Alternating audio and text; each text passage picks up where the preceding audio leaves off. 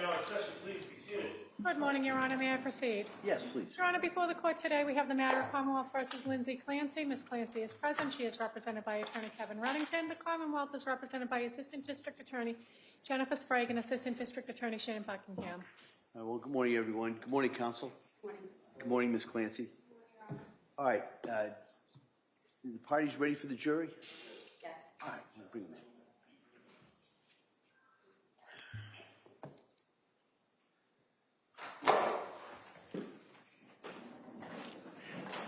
Court, all rise. Jurors enter.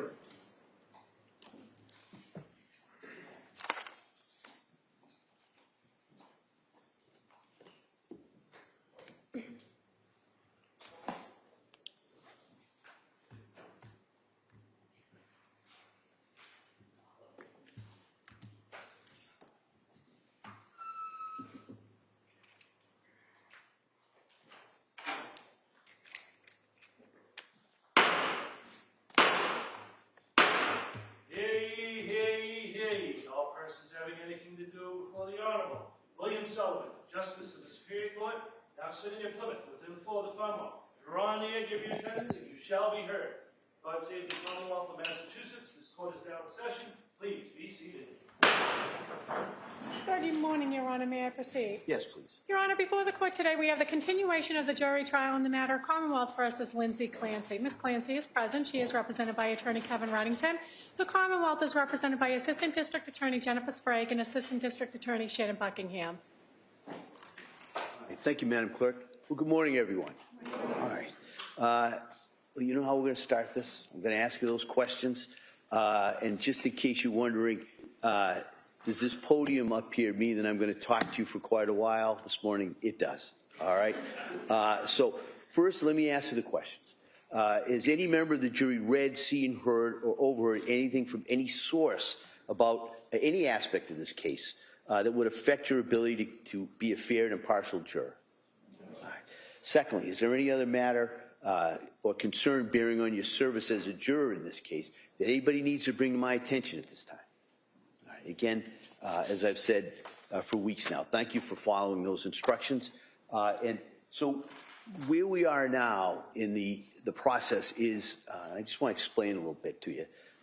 We're going to do what we call the arguments in charge. All right. And that just means I'm going to give the charge as my instructions. All right. I'm going to instruct you on the law that you are to apply in this case to the facts that you're going to find. And then the argument part is we're going to hear the closing arguments from the attorneys. And the way we do it, the way I do it is I kind of split it up. So I'm going to give you first half of my instructions. We'll talk a little bit about the specific charges in this case. And then after the closing arguments, I'll come back and give you some more general instructions about how you, the burdens of proof and how you are to go forward and do your deliberations and handle the deliberations. All right. So they take a while. All right. And they can be, well, they can't, I was going to say rather dry, but they are dry. And so what the parties and myself have agreed to do is I'm going to print out, we printed out the instructions that I'm going to read to you. So you'll have those with you, all right, as we go through this morning. And so some people find that helpful to read along and comprehend. Some people don't. So if it's distraction, you don't have to read it. But some people find it helpful, so we thought we'd do that. You also should know that you'll have these instructions. You can bring these with you in the deliberations. So you'll have this whole outline of what the law is so that you are to apply. All right? So at this point, if we could hand out the copies of the instructions. Oh, you already have those? Oh, geez. I forget how efficient our court officers here are. So what I'm going to do is I'm going to start the instructions now. All right? Now, so my instructions on the law are going to be delivered to you in two phases. As I said, first, I'm going to instruct you on the specific indictments that have been brought against Ms. Clancy. After I conclude my instructions regarding the charges, the Assistant District Attorney, Ms. Sprague, and Attorney Reddington will each deliver their closing argument. Remember, the arguments of counsel are not themselves evidence. They're provided to assist you in organizing and understanding the evidence that's been presented during the trial and the conclusions that each party would like you to draw from that evidence. At the conclusion of the attorney's closing arguments, I'll give you the second part of my jury instructions. And in that phase, I will give you and go over a number of very important principles that will guide your overall evaluation of the evidence, your deliberations, and your eventual verdicts. The instructions are to be taken and considered in whole. All right, so the first and second part are equally important. So you to consider all of my instructions as a whole. You'll notice, as I said, I'm reading these instructions to you. Excuse me. I apologize for doing that, but I have to give these instructions clearly and accurately. So as I said, to assist you in your deliberations, I provided you with written copies of these instructions. However, those written instructions are not a substitute for the oral instructions I'm giving now. So please listen carefully.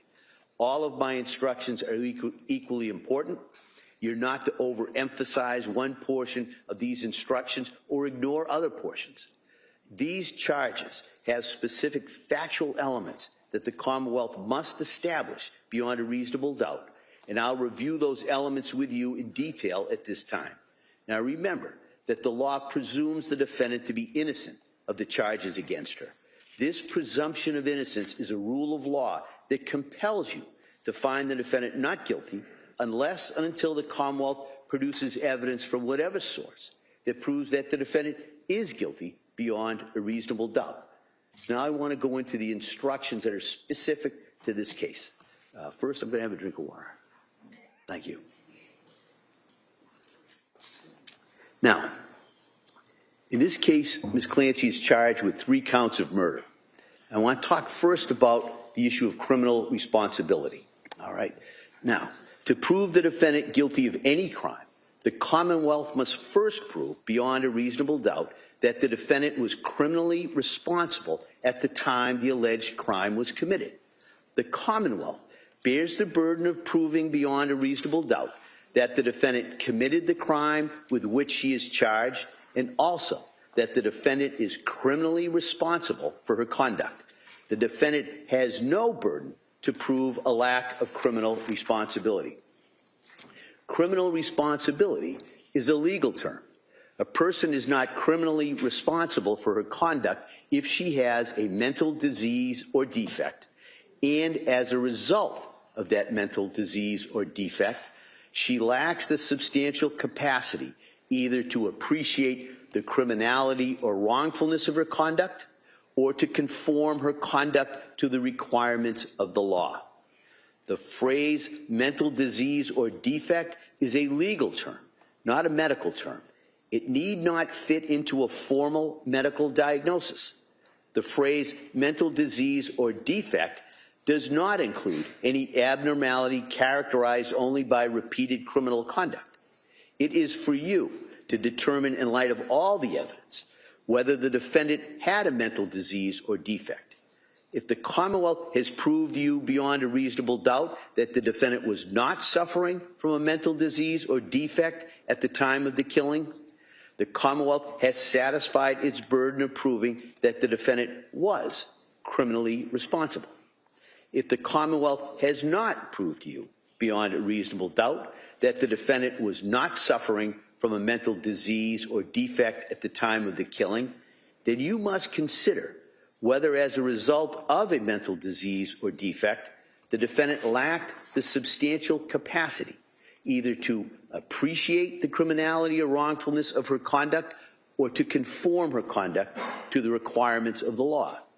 To establish that the defendant had the substantial capacity to conform her conduct to the requirements of the law, the Commonwealth must prove beyond a reasonable doubt that any mental disease or defect that may have existed did not deprive the defendant of her ability to behave as the law requires, that is, to obey the law.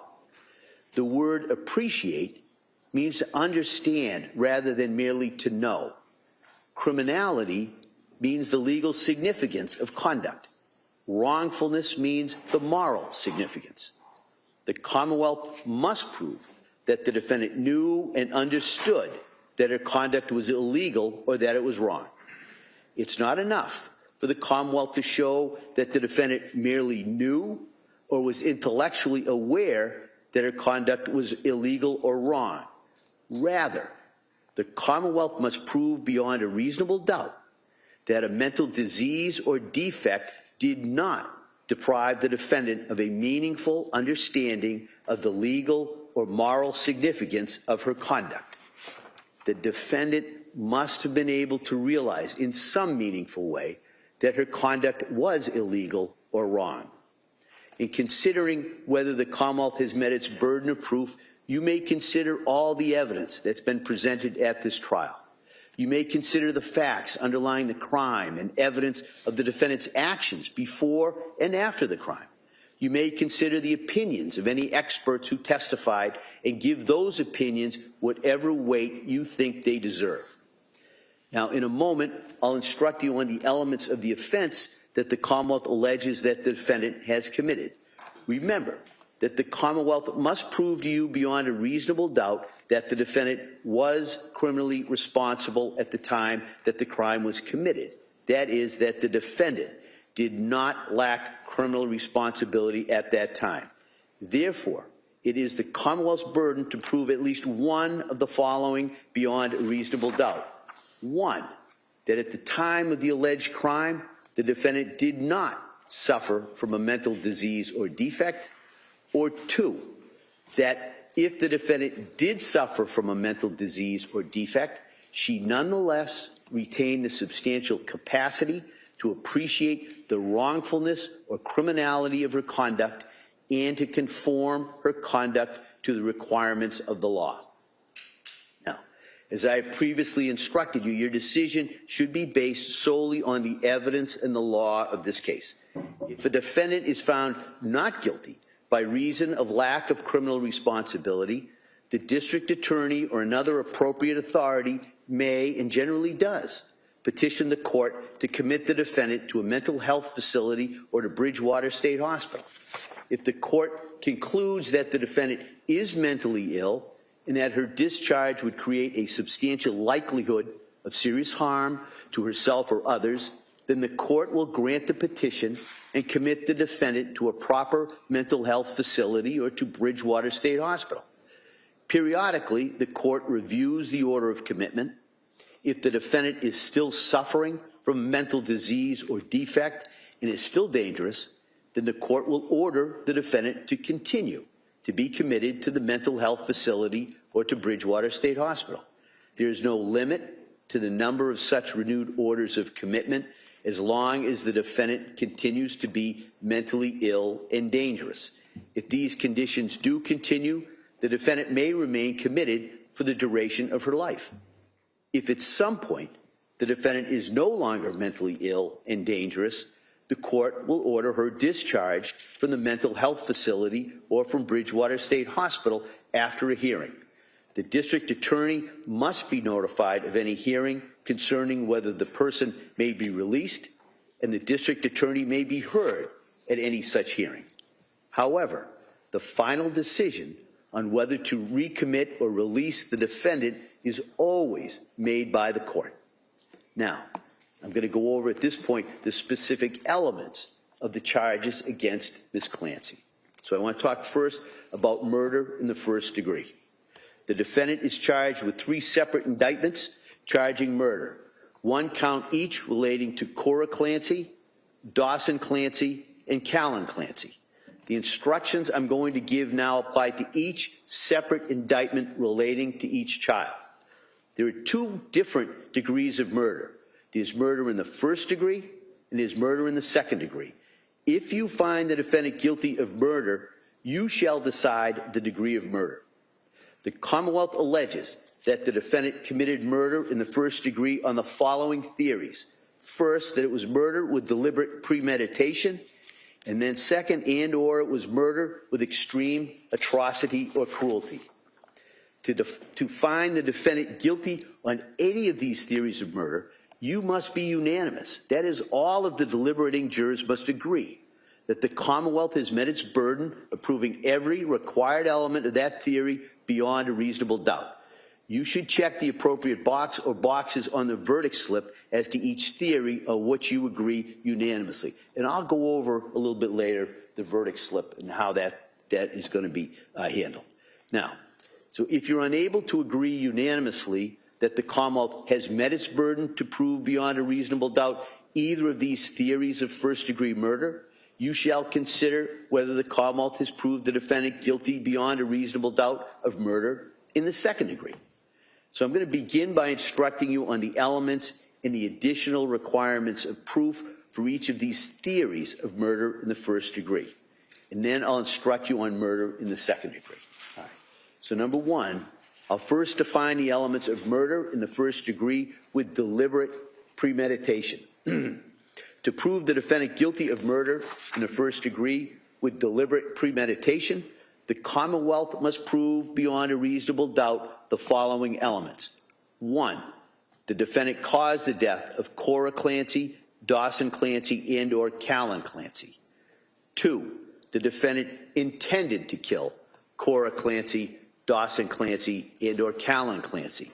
That is, the defendant consciously and purposefully intended to cause Cora Clancy's, Dawson Clancy's, and or Callan Clancy's death.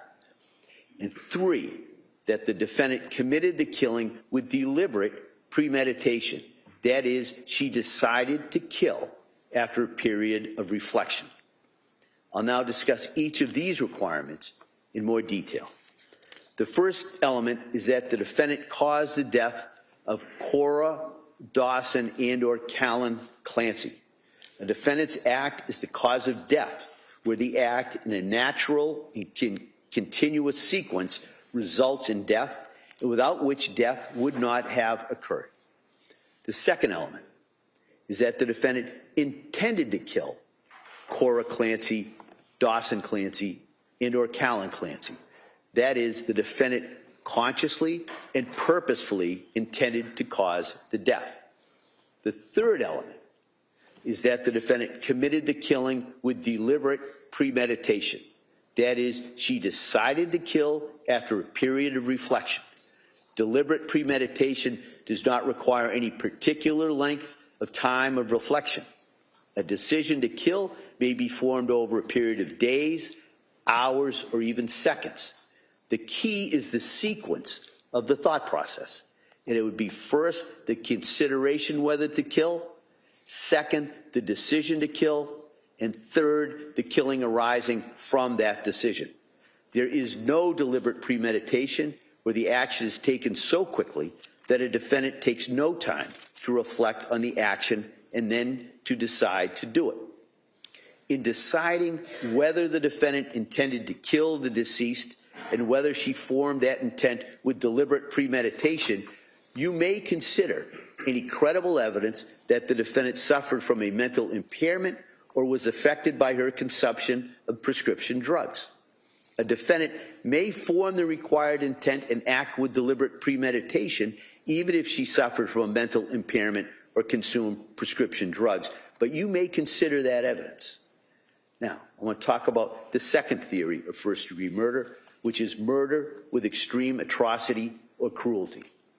Now, you shall consider this theory of murder in the first degree regardless of whether or not you find that the Commonwealth has proved murder in the first degree with deliberate premeditation, which I just discussed. To prove the defendant guilty of murder with extreme atrocity or cruelty, the Commonwealth must prove the following elements beyond a reasonable doubt. One, that the defendant caused the death of Cora Clancy, Dawson Clancy, and or Callan Clancy. Second element, the defendant either A, intended to kill Cora, Dawson, and or Callan Clancy, B, she intended to cause grievous bodily harm to Cora, Dawson, and or Callan Clancy, or C, intended to do an act which in the circumstances known to the defendant, a reasonable person would have known created a plain and strong likelihood that death would result. The third element was that the killing was committed with extreme atrocity and cruelty. Extreme atrocity or cruelty, I'm sorry. I'll now discuss each of these requirements in more detail. The first element to this theory is that the defendant caused the death of Cora Clancy, Dawson Clancy, and/or Callan Clancy. A defendant's act is the cause of death where the act is a natural and continuous sequence, results in death without which death would not have occurred. The second element is about the defendant's intent, which the Commonwealth must prove in at least one of three ways. These are that the defendant, A, intended to kill Cora, Dawson, and/or Callan Clancy, or B, intended to cause grievous bodily harm to Cora, Dawson, and/or Callan Clancy, or C, intended to do an act which in the circumstances known to the defendant, a reasonable person would have known created a plain and strong likelihood that death would result. As you can see, to this intent element, the Commonwealth satisfies its burden if it proves the defendant's intent beyond a reasonable doubt in any one of those three ways. The first way of proving intent, that the defendant intended to kill, is the same as the second element of murder in the first degree with deliberate premeditation, which I discussed a few minutes ago. The second and third ways of proving intent are different from any element of murder in the first degree with deliberate premeditation. So, the second way is that the defendant intended to cause grievous bodily harm to Cora, Dawson, and/or Callan Clancy. Grievous bodily harm means severe injury to the body. The third way to prove this is that the defendant intended to do an act which in the circumstances known to the defendant, a reasonable person would have known created a plain and strong likelihood that death would result. Let me help you to understand how to analyze this third way of proving the defendant's intent. You must first determine whether the defendant intended to perform the act that caused the death. So if you find that the defendant intended to perform the act, then you must determine what the defendant herself actually knew about the relevant circumstances at the time she acted. Then you must determine whether under the circumstances known to the defendant, a reasonable person would have known that the act created a plain and strong likelihood that death would result. In deciding whether the defendant intended to kill, intended to cause grievous bodily harm, or intended to do an act which in the circumstances known to the defendant, a reasonable person would have known created a plain and strong likelihood that death would result, you may consider any credible evidence that the defendant suffered from mental impairment or was affected by her consumption of prescription drugs. A defendant may have the requisite intent even if she suffered from a mental impairment or consumed drugs, but you may consider such evidence in determining whether the Commonwealth has proved this element. Now, the third element in this theory is that the killing was committed with extreme atrocity or cruelty. Extreme atrocity means an act that is extremely wicked or brutal, appalling, horrifying, or utterly revolting. Extreme cruelty means that the defendant caused the person's death by a method that surpassed the cruelty inherent in the taking of a human life. You must determine whether the method or means of killing is so shocking as to amount to murder with extreme atrocity or cruelty. The inquiry focuses on the defendant's actions in terms of the manner and means of inflicting death and on the resulting effect on the deceased. In deciding whether the Commonwealth has proved beyond a reasonable doubt that the defendant caused the death with extreme atrocity or cruelty, you must consider the following factors. 1, whether the defendant was indifferent to or took pleasure in the suffering of the deceased. 2, whether the defendant's method or means of killing was reasonably likely to substantially increase or prolong the conscious suffering of the deceased. Or 3, whether the means used by the defendant were excessive and out of proportion to what would be needed to kill a person. In considering whether the means used by the defendant were excessive and out of proportion to what would be needed to kill a person, you may consider A, the extent of the injuries to the deceased, B, the number of blows delivered. C, the manner, degree, and severity of the force used. And D, the nature of the weapon, instrument, or method used. You cannot make a finding of extreme atrocity or cruelty unless it is based on one or more of the factors that I just listed. You may consider the defendant's mental condition at the time of the killing, including any credible evidence of mental impairment or the effect on the defendant of her consumption of prescription drugs in determining whether the Commonwealth has proved beyond a reasonable doubt that the defendant committed the killings with extreme atrocity or cruelty. A defendant may have committed the killing with extreme atrocity or cruelty even if she suffered from a mental impairment or consumed prescription drugs, but you may consider such evidence in determining whether the Commonwealth has proved this element. Now I want to talk about murder in the second degree. In order to prove murder in the second degree, the Commonwealth must prove the following elements. 1, that the defendant caused the death of Cora Clancy, Dawson Clancy, and or Callan Clancy. 2, that the defendant A, intended to kill Cora Clancy, Dawson Clancy, and or Callan Clancy, or B, intended to cause grievous bodily harm to Cora Clancy, Dawson Clancy, and or Callan Clancy, or C, intended to do an act which in the circumstances known to the defendant, a reasonable person would have known created a plain and strong likelihood that death would result. The requirements of proof for murder in the second degree are the same as for murder in the first degree with extreme atrocity or cruelty, but without the element that the killing was committed with extreme atrocity. All right? And I discussed those elements earlier when I discussed the charge or the theory of first-degree murder committed with extreme atrocity or cruelty. So they're listed in that other section. All right, now, I want to talk about manslaughter. If you find that the Commonwealth has not proven the charges of first-degree or second-degree murder, you shall consider the lesser offense of manslaughter. Now, manslaughter is an unlawful killing unintentionally caused by wanton or reckless conduct.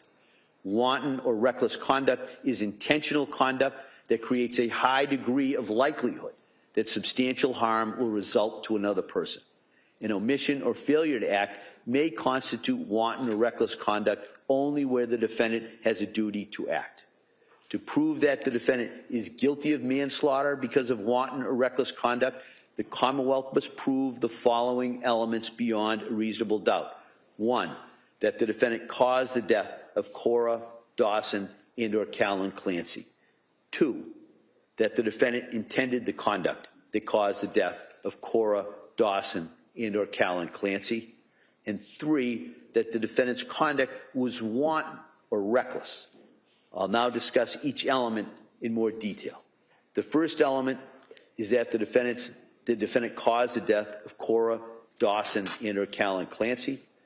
As I've said before, the defendant's act was the cause of death, where the act in a natural and continuous sequence results in death, and without which death would not have occurred. The second element is that the defendant intended the conduct that caused the death. The Commonwealth is not required to prove that the defendant intended to cause the death. And the third element is that the defendant's conduct was wanton or reckless. Wanton or reckless conduct is conduct that creates a high degree of likelihood that substantial harm will result to another. It is conduct involving a grave risk of harm to another that a person undertakes with indifference to or disregard the consequences of such conduct. If the defendant realized the grave risk created by her conduct, her subsequent act amounts to wanton or reckless conduct, whether or not a reasonable person would have realized the risk of grave danger. Even if the defendant did not realize the grave risk of harm to another, however, the act constitutes wanton or reckless conduct if a reasonable person, knowing what the defendant knew, would have realized that the act posed a risk of grave danger to another. It is not enough for the Commonwealth to prove the defendant acted negligently, that is, in a manner that reasonably careful persons would not have acted. the Commonwealth must prove that the defendant's actions went beyond negligence and amounted to wanton or reckless conduct, as I've defined that term. So in deciding whether the defendant knew or should have known her conduct created a high degree of likelihood that substantial harm would result to another, you may consider any credible evidence that the defendant suffered from a mental impairment or was affected by her consumption of prescription drugs. A defendant may have the requisite knowledge even if she suffered from a mental impairment or consumed prescription drugs, but you may consider such evidence in determining whether the Commonwealth has proved this element. All right. So that's my instructions on the specific elements of the charges in this case. So at this point, I'm going to ask the attorneys to deliver their closing arguments. I just want to remind you, as important as they are, the closing arguments are not evidence. All right, and I'll go over that a little bit later, but I just wanted to remind you that. And so after we go through the closing arguments, I'll come back and give you the balance of my instructions on the law. All right, and so, counsel?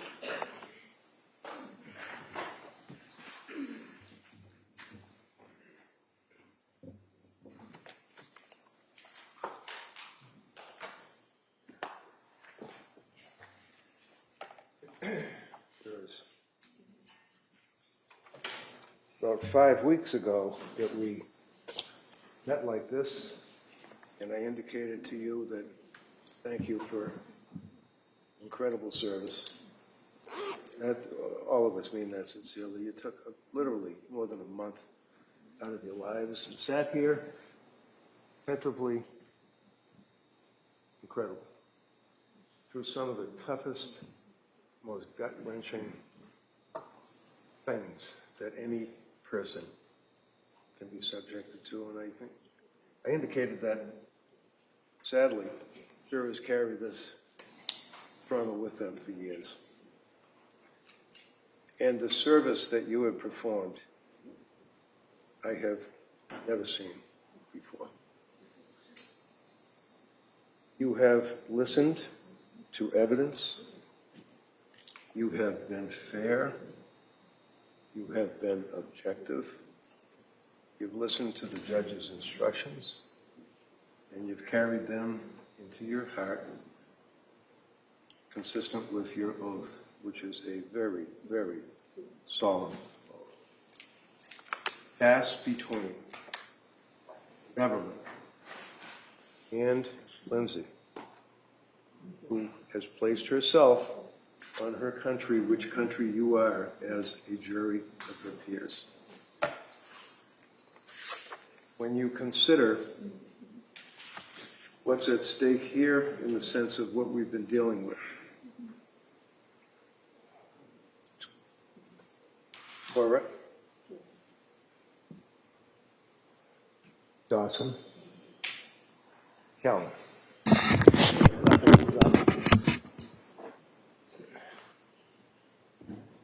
She knows loss. And that's why we think of Cora, Dawson, Calvin. For a minute.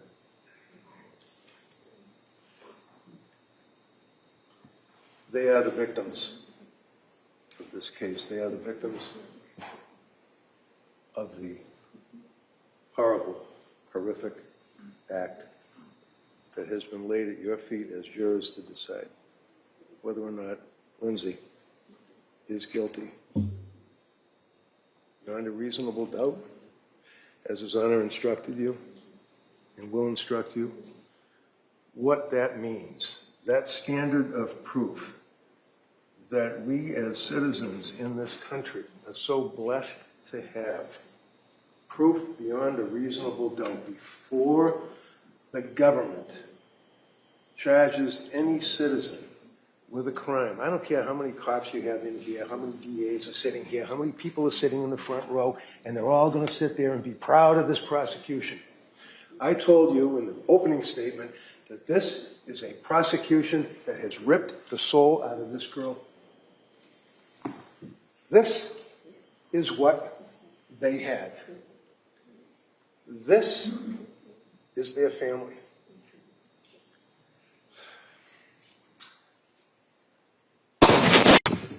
How does this turn into this? How? Because of the damn medicine and the lousy medical care that she got.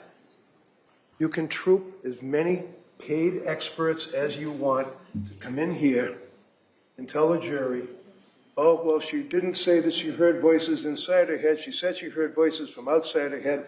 She said she was making chicken McNuggets. There was a bowl on the sofa. She wasn't making chicken McNuggets. She said something.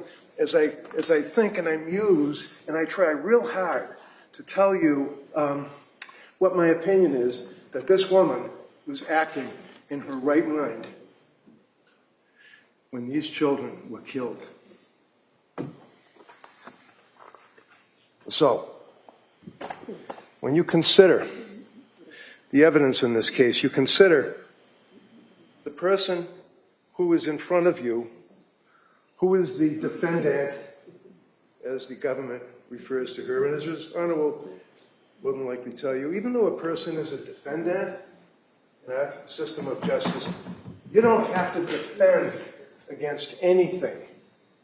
The government has the burden of proof. When the DA decides to charge someone with a crime, he has the burden of proof. His assistants have the burden of proof to prove, number one, that Lindsay is guilty of this offense beyond a reasonable doubt, and then prove, number two, that Lindsay, at the time, killed her children, was not suffering from a mental disease or defect that caused her to have a lack of substantial capacity to appreciate, to know, to realize that what was being done while she was in a psychosis. But we'll laugh about that. It's just another woman. I guess it's just going to make an excuse. She's depressed. GAD, general anxiety. Give her a couple of pills, she'll be all right. You know from looking at the objective evidence in this case, this young lady, believe me, I don't have many clients like that. This young lady did nothing wrong in her life. She was a nurse, a daughter, a wife, and a darn good mother. You can see from the objective evidence, you can see, and you'll have all the exhibits for you to look at, and you can see by looking at these photographs, which you will have in the jury room. You can see the Facebook postings. You can see what she indicates about, for example, I just randomly grabbed this one, a son, my prince, that they would have you think she killed him first, cruelly, because she didn't like him. That is repulsive. So she's living her life with Pat, her kids, having a great time that summer. Life is good. She had to go back to work.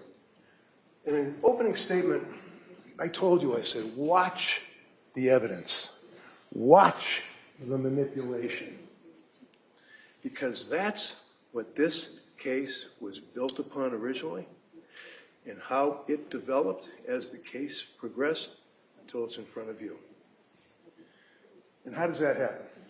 Well, in the very beginning, going all the way back to when the first 911 call that you had to suffer through was made, you could hear in the voice, Pat Clancy, the horror, what he had obviously experienced. You can see from the evidence that's before you the injuries that she suffered, you will have in the jury room the exhibits that indicated the extent of the injuries from, I don't have to go through all of them, the extent of the injuries to slitting her throat, to slashing her wrists, throwing herself out a window, blood all over the bedroom floor, window open, screen slashed. Oh no, the screen wasn't slashed, my bad. That's what she thought. It's called a delusion. She was in a psychosis when she thought that. Probably right here, sitting here, believes that she slashed the screen. She didn't. It's objective evidence. And why did we spend almost a week showing you the extent and the severity of that suicide attempt? The reason that we had to do that is because they were arguing that it was a fake suicide. Dinky little cuts, no bleeding. She didn't mean to kill herself. She's just going to throw herself out the window, I guess, and slide down the house. Remember that one? Hanging off of the window. Sliding down the house, and Lindsay screwed up. And she hurt herself bad. You know that's not what happened. You know that she made, the testimony of Dr. Velkovich, that she made a very, very significant suicide effort, slashing her wrist, slitting her throat. And isn't it interesting when you consider objective evidence? Googling slitting a throat. Googling suicide. Googling drugs. Googling side effects. Googling ketamine treatments. Googling all of these drugs. Googling the effects of Tufts medications. Lorazepam, sertraline, hydroxyzine, lorazepam, buspirone, trazodone, fluoxetine, zolpidem, murdazine, clonazepam, quetiapine, diazepam, quetiapine. It goes on and on and on and on and on. You have the chat, you have the prescriptions to see. And obviously, she wasn't consuming all of these at the same time, because one thing this kid did was try to do what she was supposed to do. She took the drugs as she was told to take them.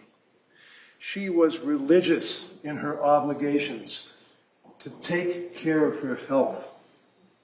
She went to Dr. Tufts when she was a young lady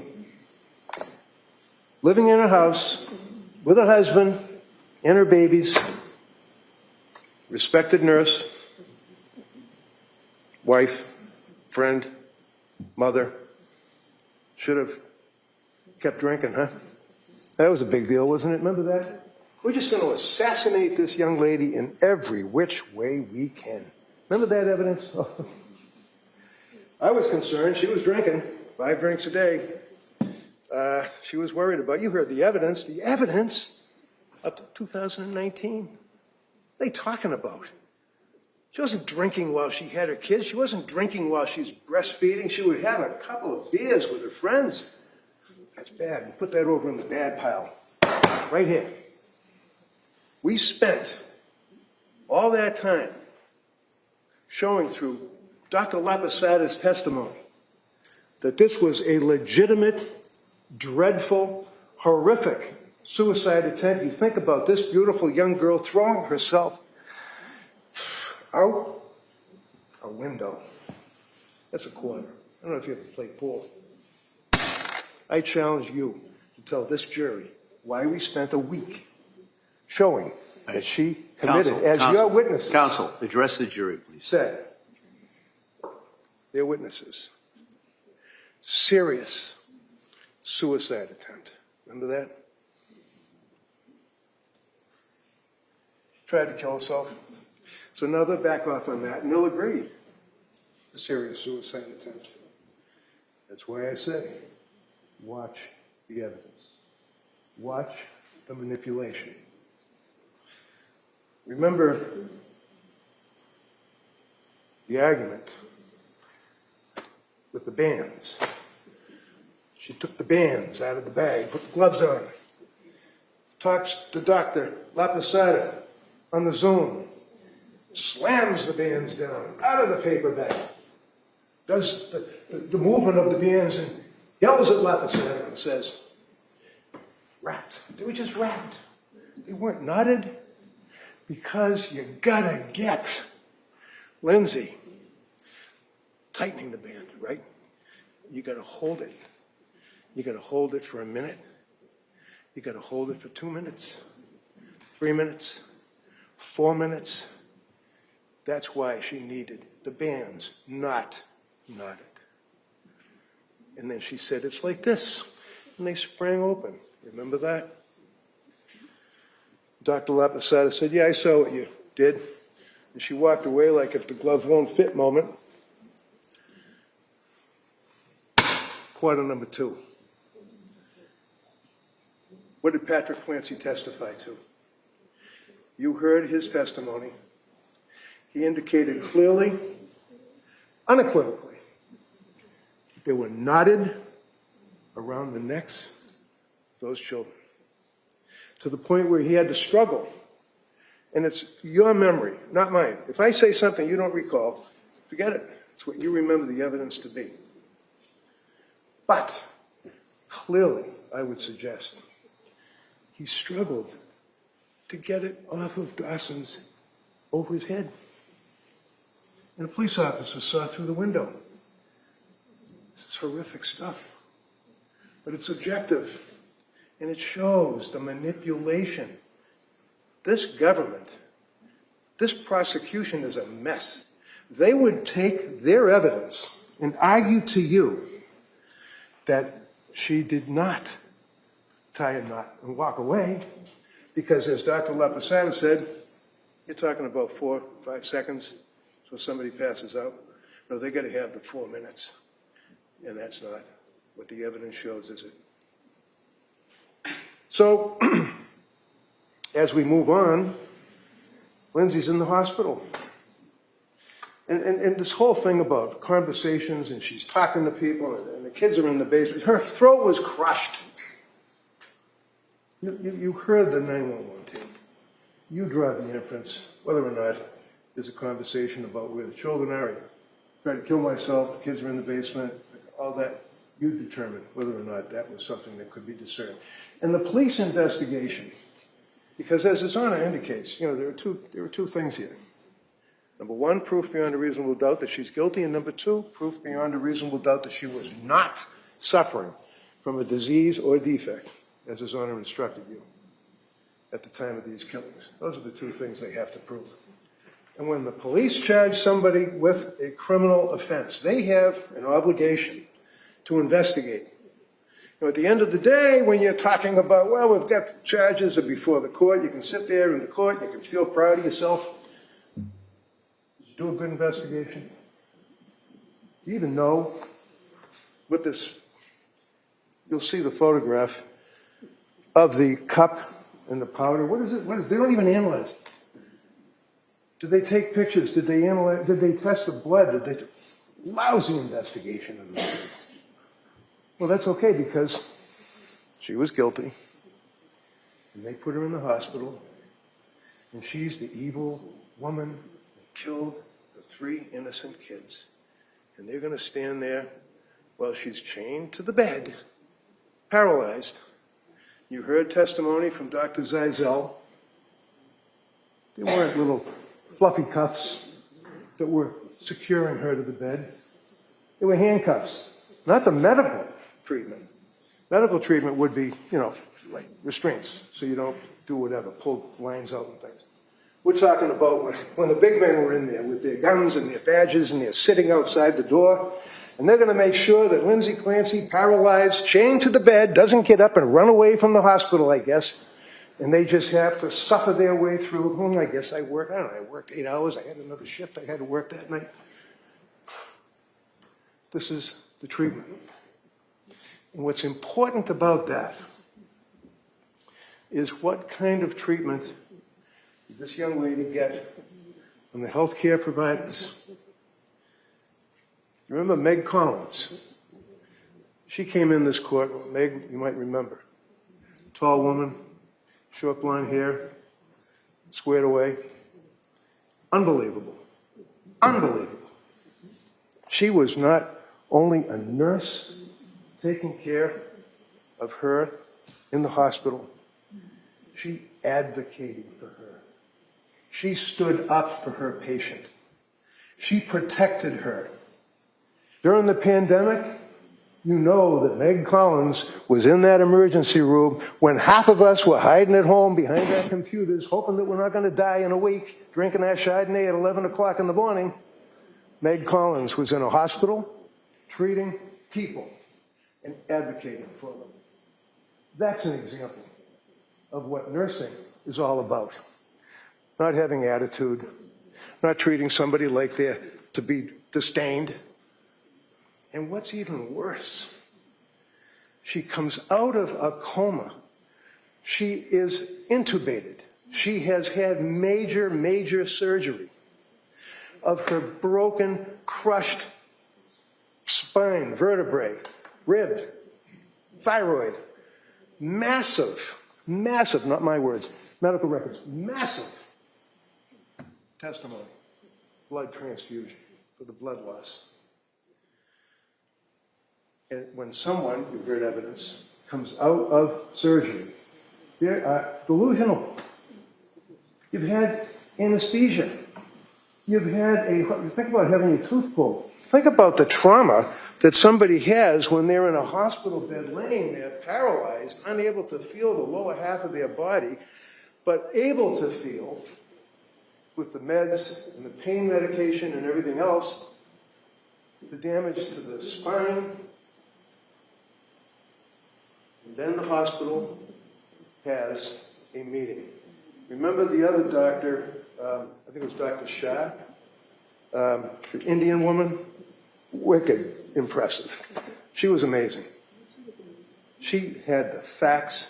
She was able to tell you exactly what she observed. She was able to tell you what they were doing to treat Lindsay. She treated her like a human being. She was a damn good doctor. Came in here and told you all of her observations about her and told you one of the things that ultimately that they were concerned about is they had to have this big confabulation about, we're going to take her off the, the health care process. They had to have lawyers. They had to have people there. They had to have her signing documents. They had to determine whether or not she was going to be signing something to have her parents take over because Pat was not going to be responsible for her care. Lawyers, cops, handcuffs. Do I need a lawyer? Write that down. Where are you? You're out there somewhere. Write that down. Boy, she wanted a lawyer. That's a bad thing. Must be guilty. Let's put that in the guilty pile. That's why she said that in a delirious state, dealing with all of these people about that issue. But what's even more nefarious, as you think about it, as I said, your eye on the ball because of the manipulation. Paul Zeisel, big deal. I'm friends with the guy. You heard evidence that I called him. I was with Pat a night or two after this incident in the bedroom with all the blood. I was with Pat taking evidence that the police didn't even see in their thorough investigation.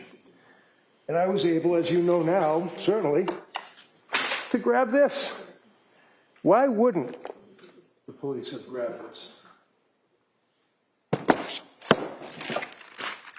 They're all empty. You can see when they were prescribed. You can see what they are. You can see what she took.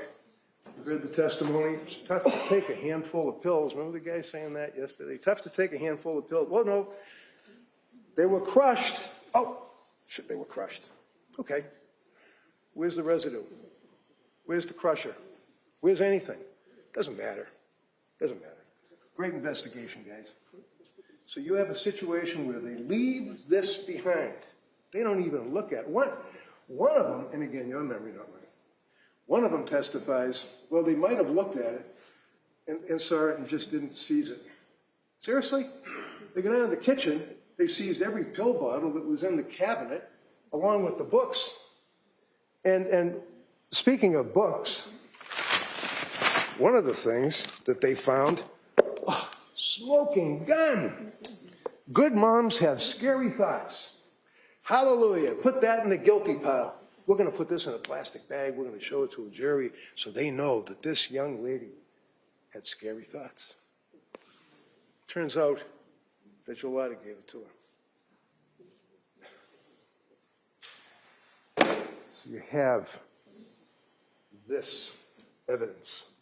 You have evidence of sleep aids. You have evidence in the bag. Because obviously this stuff was just thrown in there. It wasn't in a bag when I saw it inside this thing here, and we seized it. And we held it for 3.5 years. Anybody care about it? No. You had evidence that police knew that I had it. They could have it, they could look at it, they could analyze it, do whatever they wanted. They didn't have to. This here, you heard evidence. This is a little wish jar that they bought on their honeymoon in Hawaii many years prior to even having kids. And when you look inside it, you see that there's all sorts of little folded up pieces of paper. Some of them are dated, some of them aren't. They go all the way back to 2017, 2018, 20. And they reference her wishes to have healthy kids, her wishes for her kids to be successful, her wishes to have a good birth. Second time around, hoping for a good birth, worrying about the child with the, I forget, where they rub the thing like. This woman lived for her kids until she had the pleasure running into Dr. Tufts of her 2 months experience. And after she ran into Dr. Tufts, it was not a wonderful life anymore. And what did Dr. Tufts do? And everybody laughs at me. I said the television. Okay, I know it's a telemedical thing on your telephone or on a Zoom. Take more pills. You have the medical records. You heard the testimony. You know her concerns. You know her fears. Does this seem like a young lady that didn't care and wanted to score more drugs off somebody? That's another repulsive allegation. I think the evidence is pretty clear. There's no basis for that at all. She was scared. September into October of 22, young, vibrant, hardworking, you've heard all this, not my words, witnesses' words, holding goals for herself. Hardworking nurse, hardworking mother, would take the kids to the Kingsbury Club. That's another thing. Sounds pretty snooty, doesn't it? Oh, they're at the Kingsbury Club. It's a swimming pool and a place where you can exercise. Watch the manipulation. Because now you've got a situation where you've got manipulation with the Kingsbury Club, you've got manipulation with these other items here, and you've also got manipulation of Paul Zeisel told Lindsay what to say. Say that you're hearing voices. Think about how ugly that is. Because you know, beyond a reasonable doubt, even though we don't have any proof, we have no burden. You heard from Sheila. Remember Sheila, the woman that's the reverend or whatever, she's the chaplain at the Brigham and Women's Hospital. She didn't know Lindsay from anybody that night when she came in all broken up. And she told you that she continued. She was there when Lindsay came out of, was extubated. She was there when Lindsay was going through her treatments. She was there for 8 days before Paul Zeisel even knew Lindsay existed. But they would be in here telling you that Lindsay saw the psychologist because the lawyer went and got the psychologist to go and speak to her. And then you have these guys here, the cops. They're having meetings, talking about it. They're talking about it. Must have been the shrink. Must have been the psychologist. Must have been Zeisel. He's the guy that told her what to say, and he did not. How can you ruin a man's reputation with the career that he has had and still has, thankfully, to put him in a position where he tells a broken young woman who is vilified by our society for killing her 3 children, that he goes in the hospital and tells her to say she heard voices? Disgusting. So now you know that she told Sheila first that she heard voices. Command hallucinations. She didn't say command hallucinations. I heard voices. It was a male voice. Told me, you had these other guys that came in. The government's rebuttal witnesses. Very, very impressive. Very, very impressive. The first 2, Mac, put him aside. You've got the other doctor as well. So Mac is, why he was freaked out when I asked him where he stayed. And the other guy looked at me like his eyes were bugging. Why did I ask where he stayed? Whatever. Point is, they don't see her for years. Years. And why? The other guy, Halburn, I think it was Halburn, he had to wait until maybe it was the last man, I forget. They had to process his payment from the DA's office through the school. Who cares? If you have an obligation to try and be objective, to try and even look as though you're competent and objective, why would you wait for so long? Why would you go with another guy? Why would you take this young lady and have her in a room and question her, one right after the other? Wouldn't you like to sit there and be questioned by Dr. Mack? Boy, that'd be an experience. For 3 hours, 4 hours. And the other guy is going to pepper his questions at her as well between that period. And the next day, she can take tests.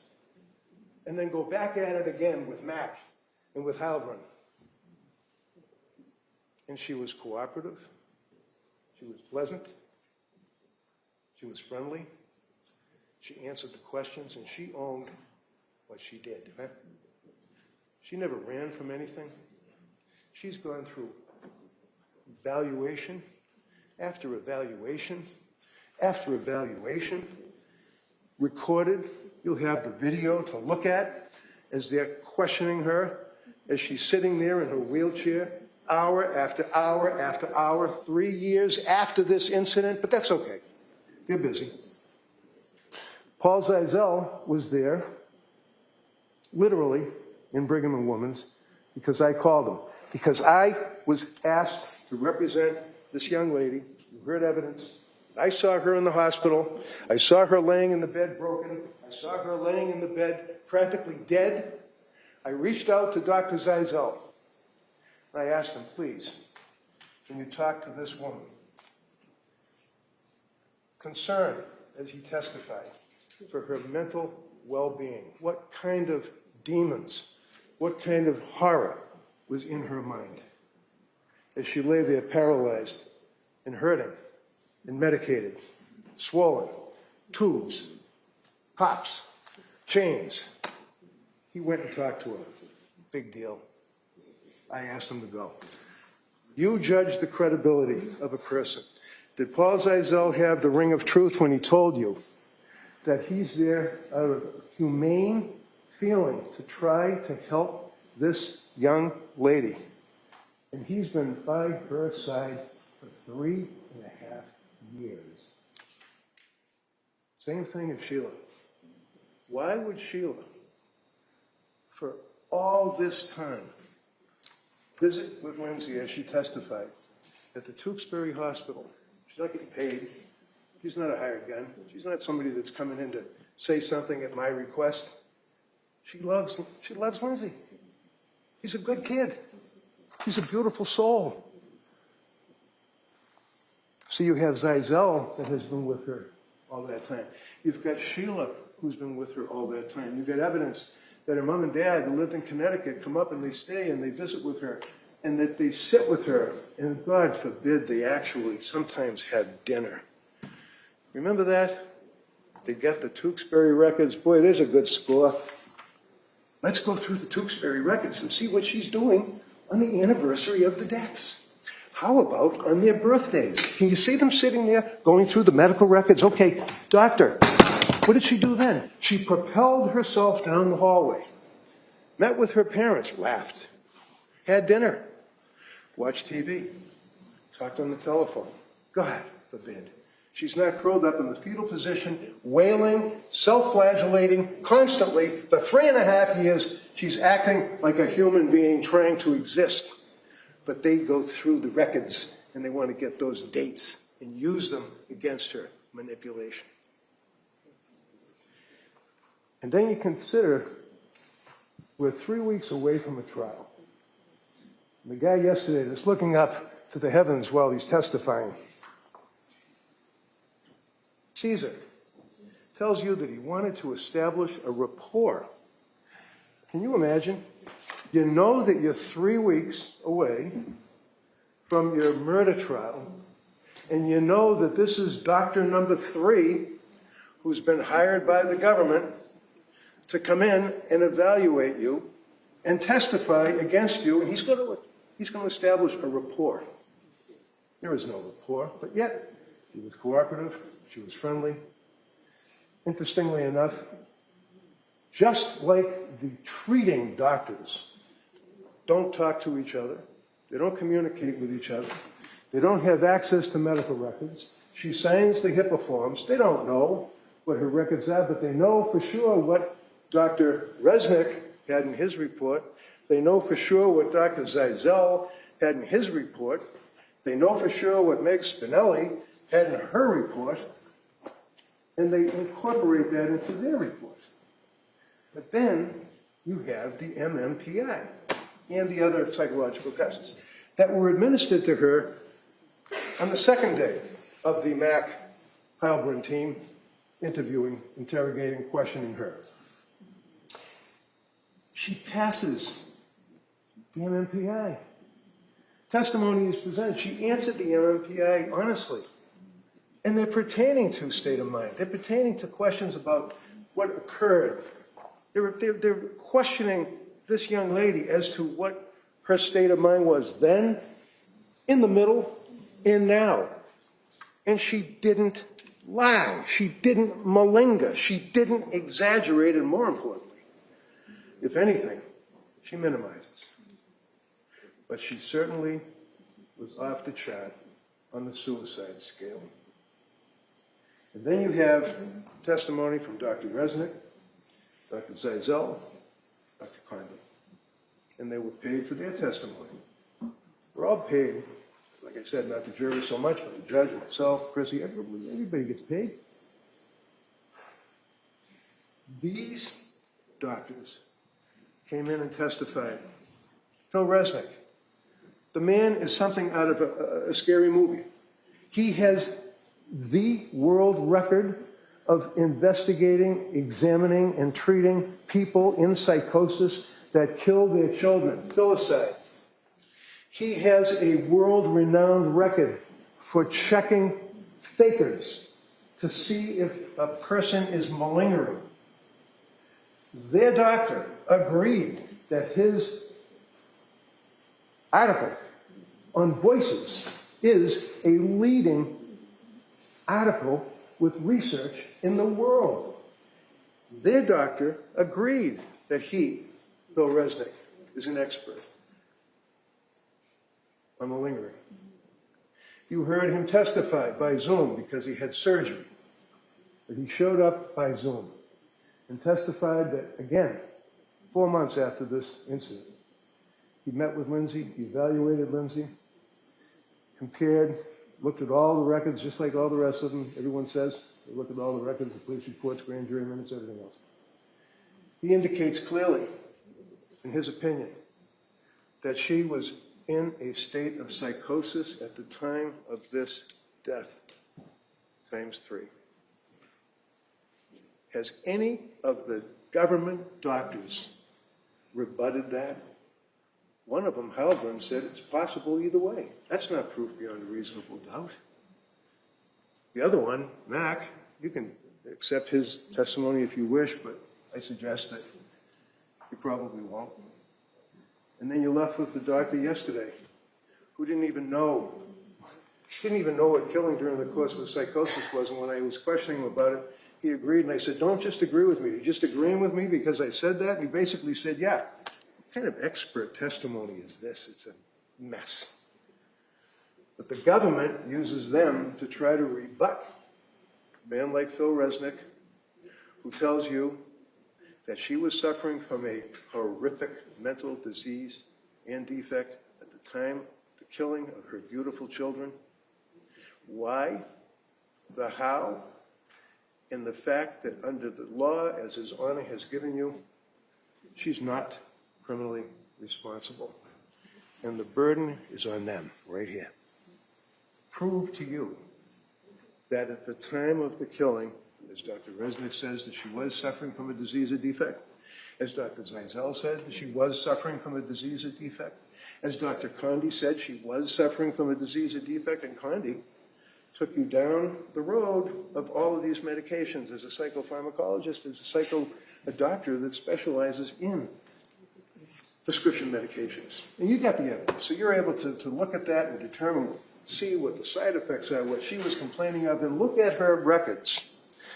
I mean, they have really turned her inside out. I mean, they've got every single text, every single email, every single picture, everything that she did in college. Oh, that's another thing. She lied, according to the guy yesterday that testified, she lied to Pat about being on Prozac. They were dating for 3 months. She's living in Boston. She meets this kid. She thinks that she might like him, and they're dating. Oh, excuse me, before you go out with me, let me tell you that about a year ago when I was studying for my exams, because I'm nervous about talking in public, I got on Prozac. Seriously? That's what the government is arguing in this case. You're going to have this journal, which talks about her being, this is how controlling she was, manipulation. In the opening statement, you may recall that the district attorney said that she was a hard-charging, manipulating woman that was controlling, and everything in their life was controlled, and she ran it to the water, to the carrots, to the beets. You look in this book, and as you might recall, Ms. Rossi testified when asked, did you feel that she was being controlling of you? Because she says, for example, Monday, 10:24, Kellen, put down for a nap. Hopefully we'll nap for 2 hours. If he wakes shortly, let him resettle himself. Bottle when he wakes up. Then it goes on and on. Make salad, romaine lettuce. He likes peppers, broccoli. Cut the sweet potatoes in chunks. Thank you, with the heart. Another good score. You look at her journals that she took. You'll see, as you go along, in the dates that she's recording in these journals, she's talking about the drugs that she was prescribed. And look at the first page. Look at how detailed. Dates, how she felt, 10 milligrams Prozac, and it goes on like that, goes on through November into December. December 9th, 10th, 11th. Horrible intrusive thoughts. Horrible thoughts in the AM. Horrible thoughts. Horrible thoughts. No motivation. And then finally, horrible thoughts, no motivation, deeply depressed. Then, that's around the time she went to Women and Infants Hospital, right? Looking for help. Look at this. As she runs into January, there's nothing other than little chicken scratches because her mind was gone. In January, as she's on these drugs and she's suffering from what you've heard is postpartum depression, that can lead to postpartum psychosis, and you have these men coming in here that don't even know psychosis from schizophrenia as experts, telling you that if a woman doesn't have these symptoms, like it's a disease, symptoms of postpartum depression within 4 weeks, that's it. Lights out. You're not a person that can be considered. You're not a real person for purposes of postpartum depression and or postpartum psychosis. Well, I suggest that he's wrong. I suggest the second guy's wrong and the third guy. Well, actually, I didn't even know. It's your memory. If the gentleman, Mac, even knew, I think he said 4 weeks. It can go up to a year or longer.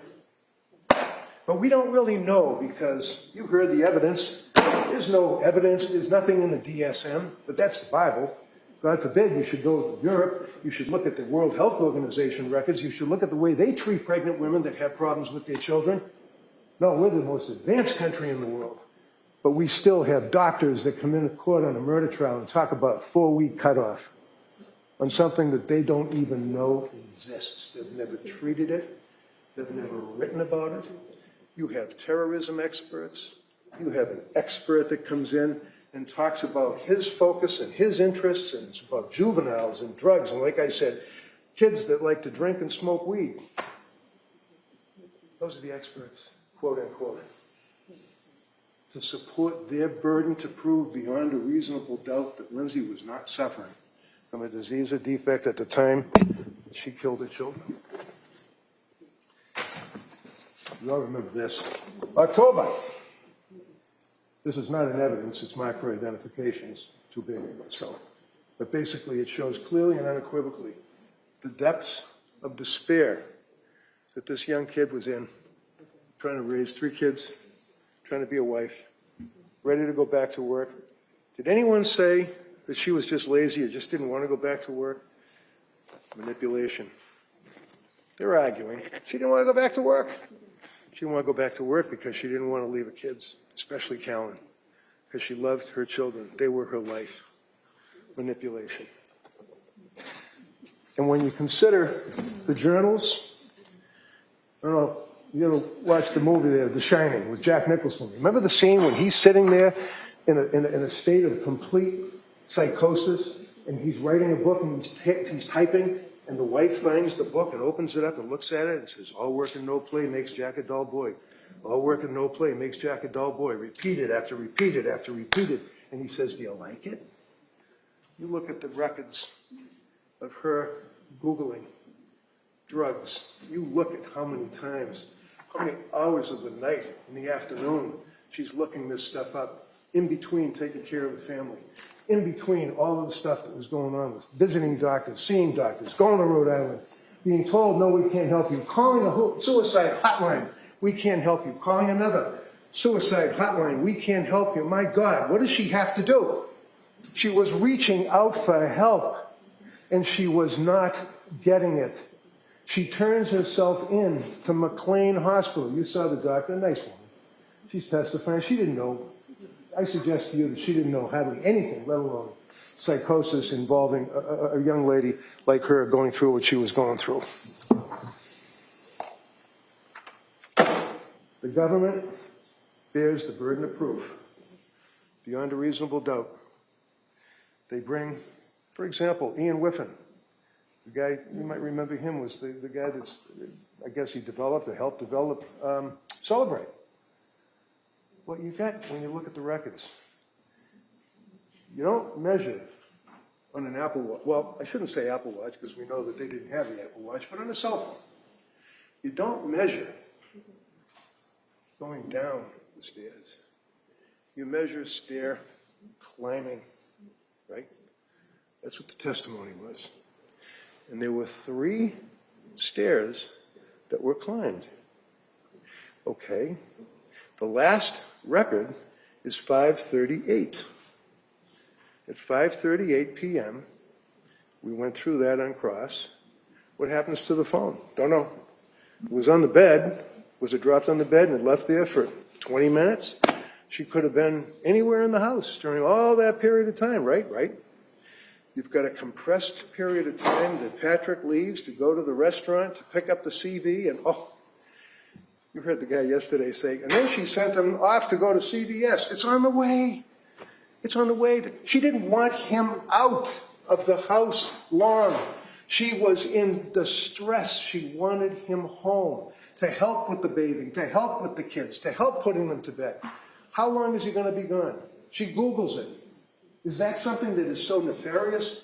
You'd think that that goes right along line with the book about good mothers having bad thoughts. My God, she actually Googled the time frame that Patrick would take to go to 3B and pick up the food and then leave, and stop at CVS on the way.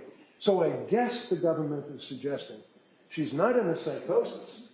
So she's Googling Miralax because the doctor earlier that day told her that the baby Cora needed Miralax. Why would she do that?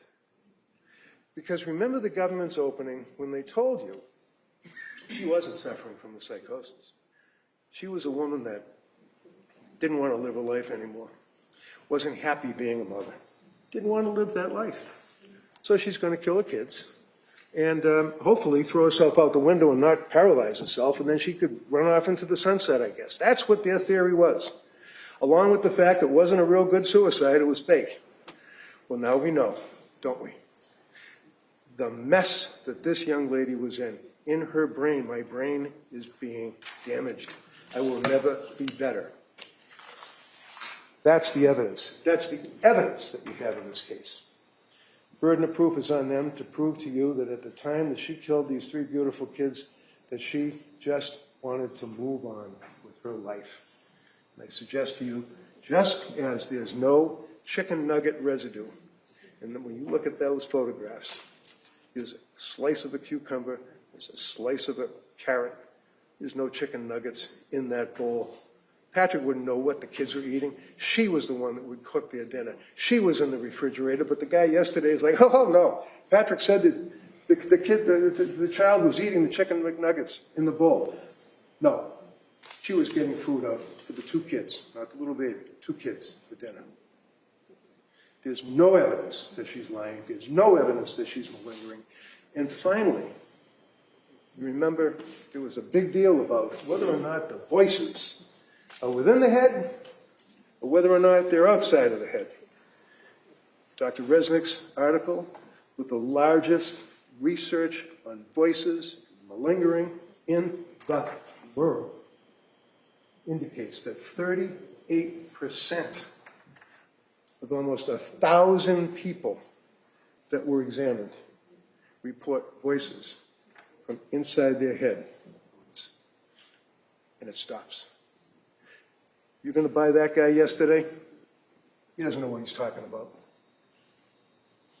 This young lady is not guilty of the killing of her children because she was suffering from a disease and defect, as His Honor instructed you. And they're not going to be able to prove otherwise. And it's their burden, not ours. Thank you.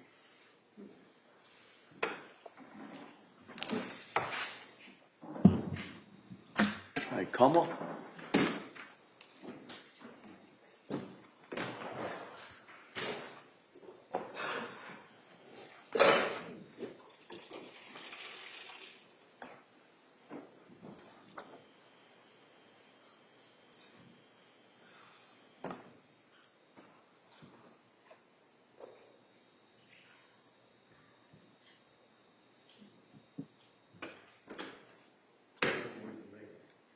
There's no dispute that Lindsay Clancy was suffering from mental illness and that she tried to kill herself.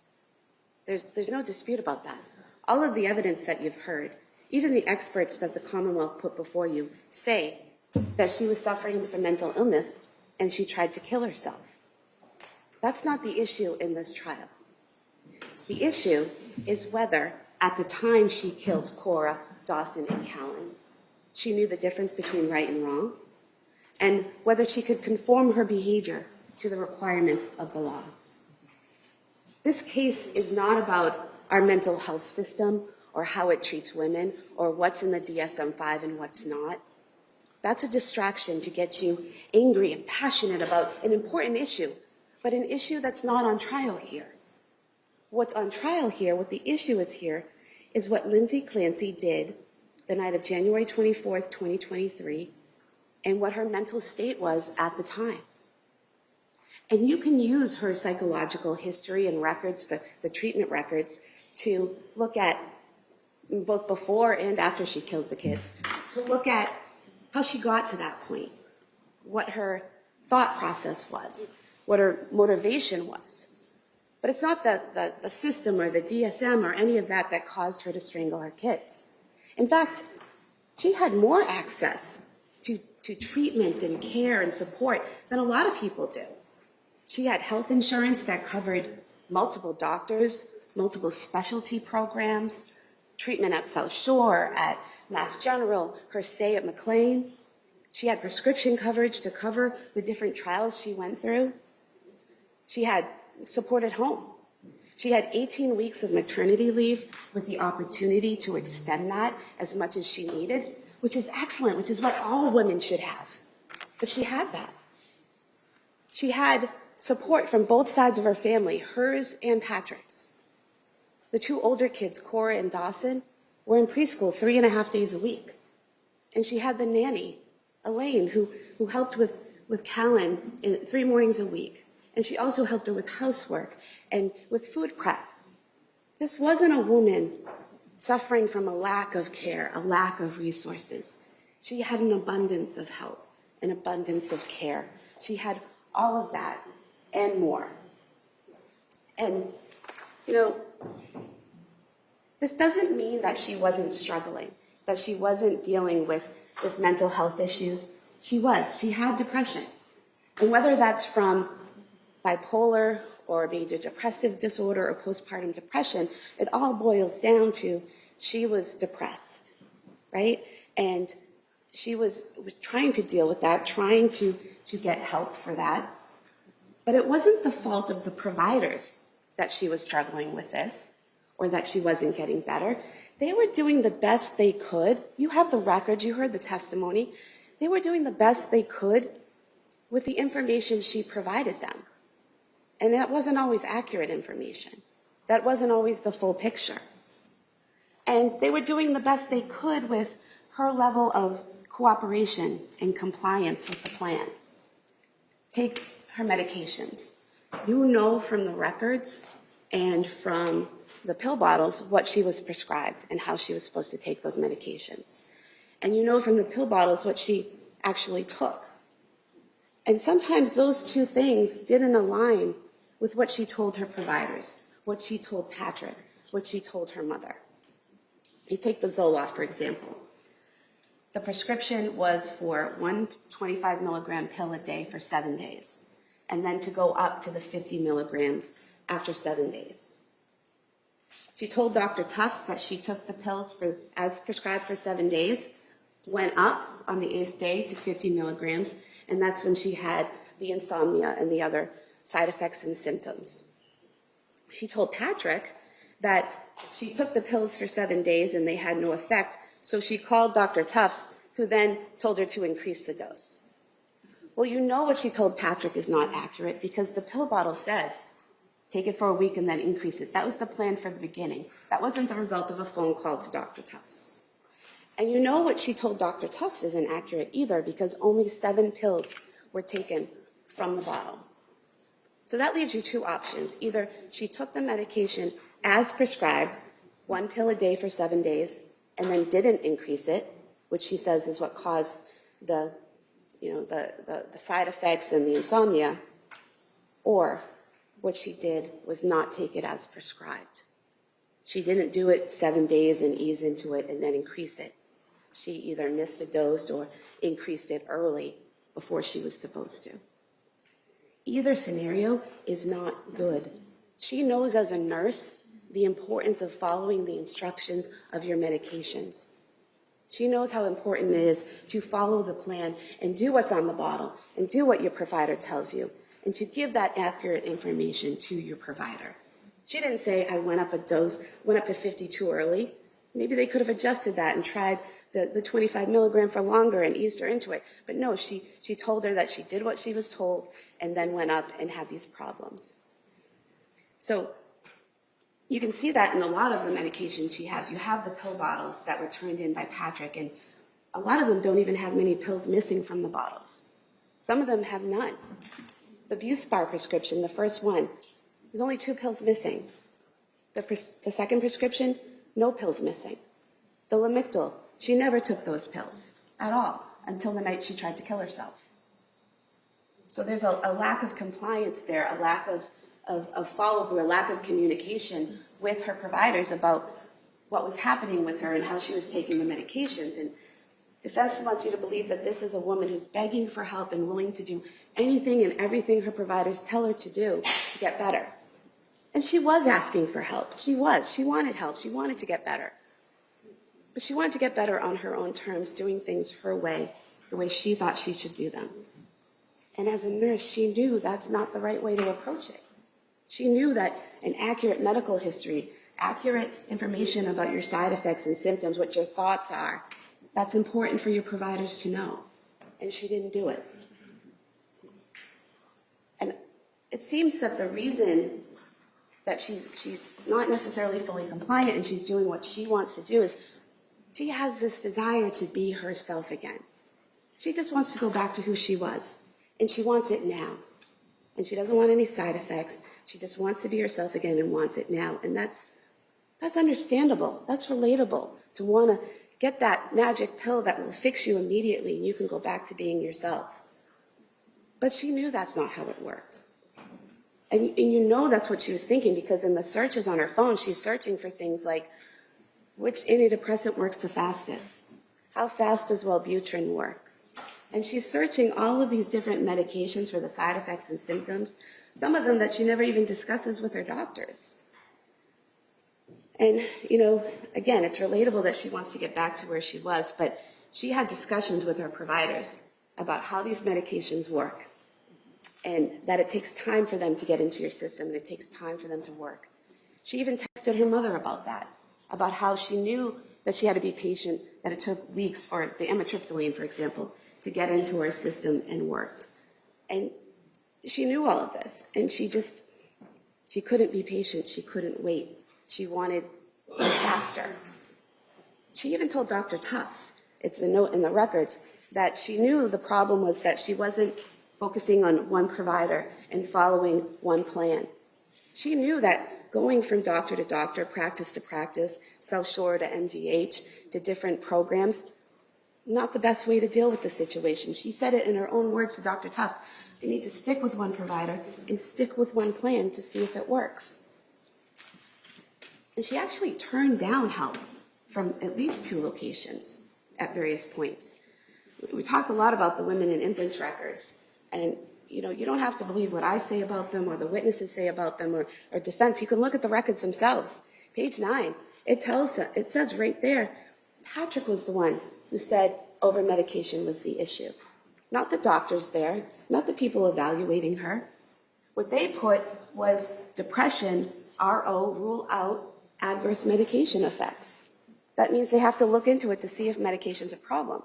But there's a difference between an adverse effect, a symptom, or a problem with a medication, and being over-medicated, taking too much of a medication or taking too many at one time. There's a difference there. And women and infants never says she was over-medicated.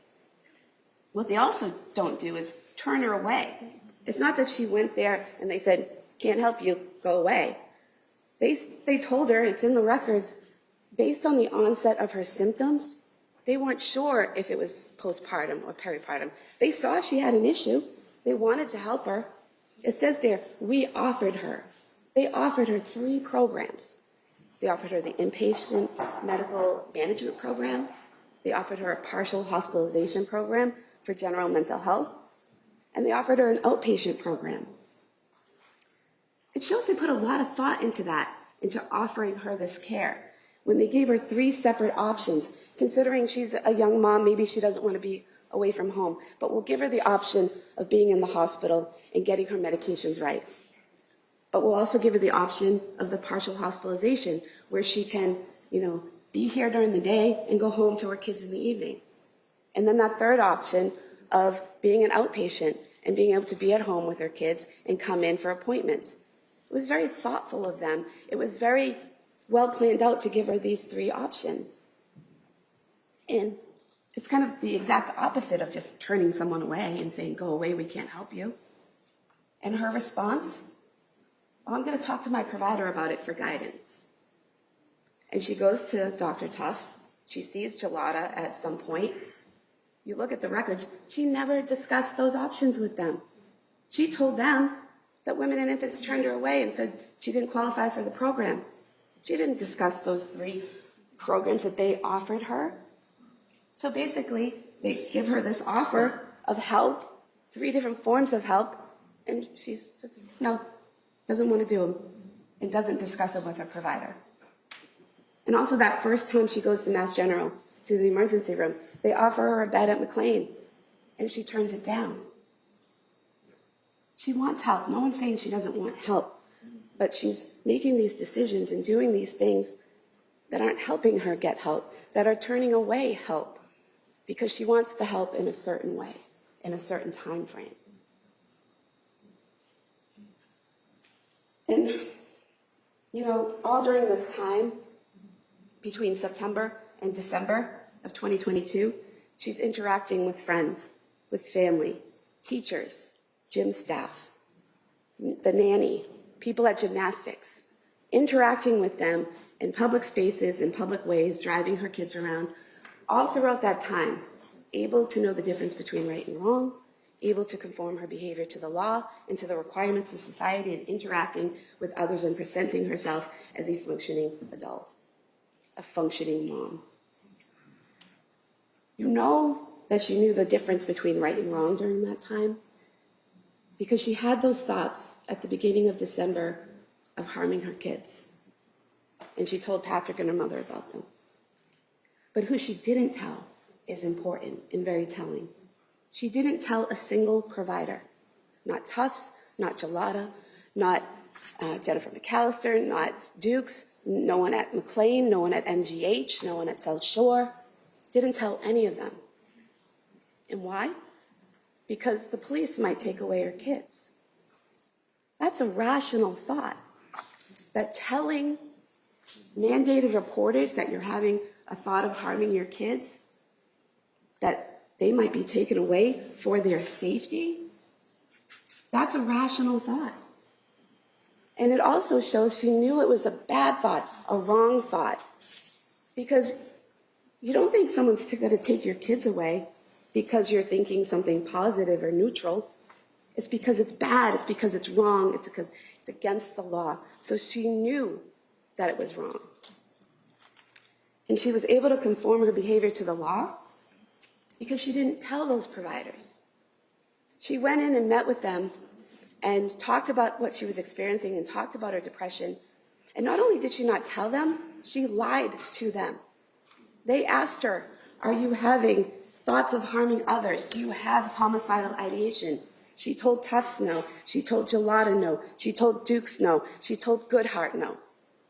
Every day at McLean, she said no. At MGH, she said no. So not only is she hiding it, she's lying about it. She's controlling her behavior. She's controlling the presentation she presents to her providers.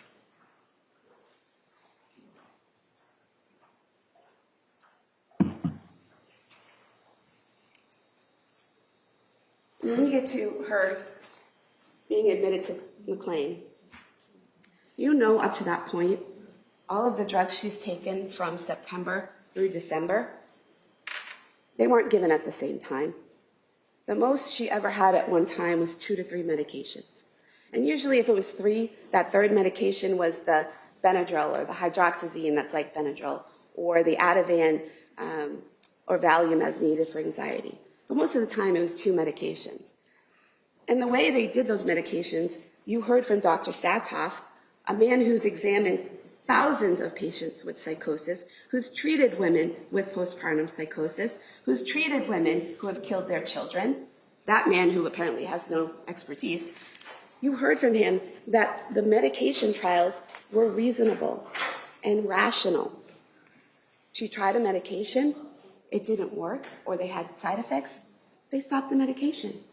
They tried something else. They tried a different combination. And unfortunately, with mental health, there's no blood test or CAT scan or MRI that you can do that says, well, you have bipolar or you have schizophrenia. It unfortunately doesn't work like that. So what the providers have to do is rely on what the patient's telling them.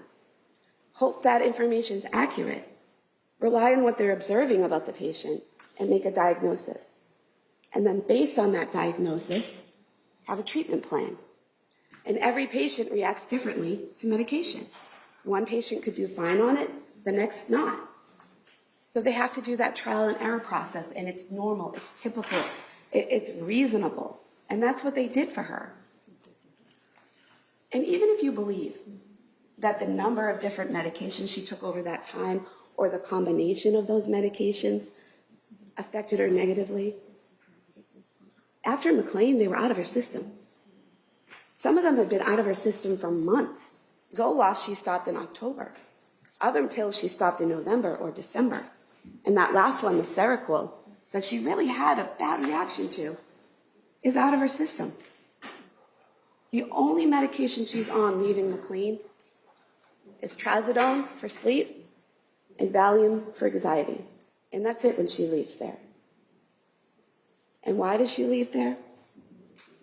He wants to go to Corey's birthday party. And that's relatable, that's understandable.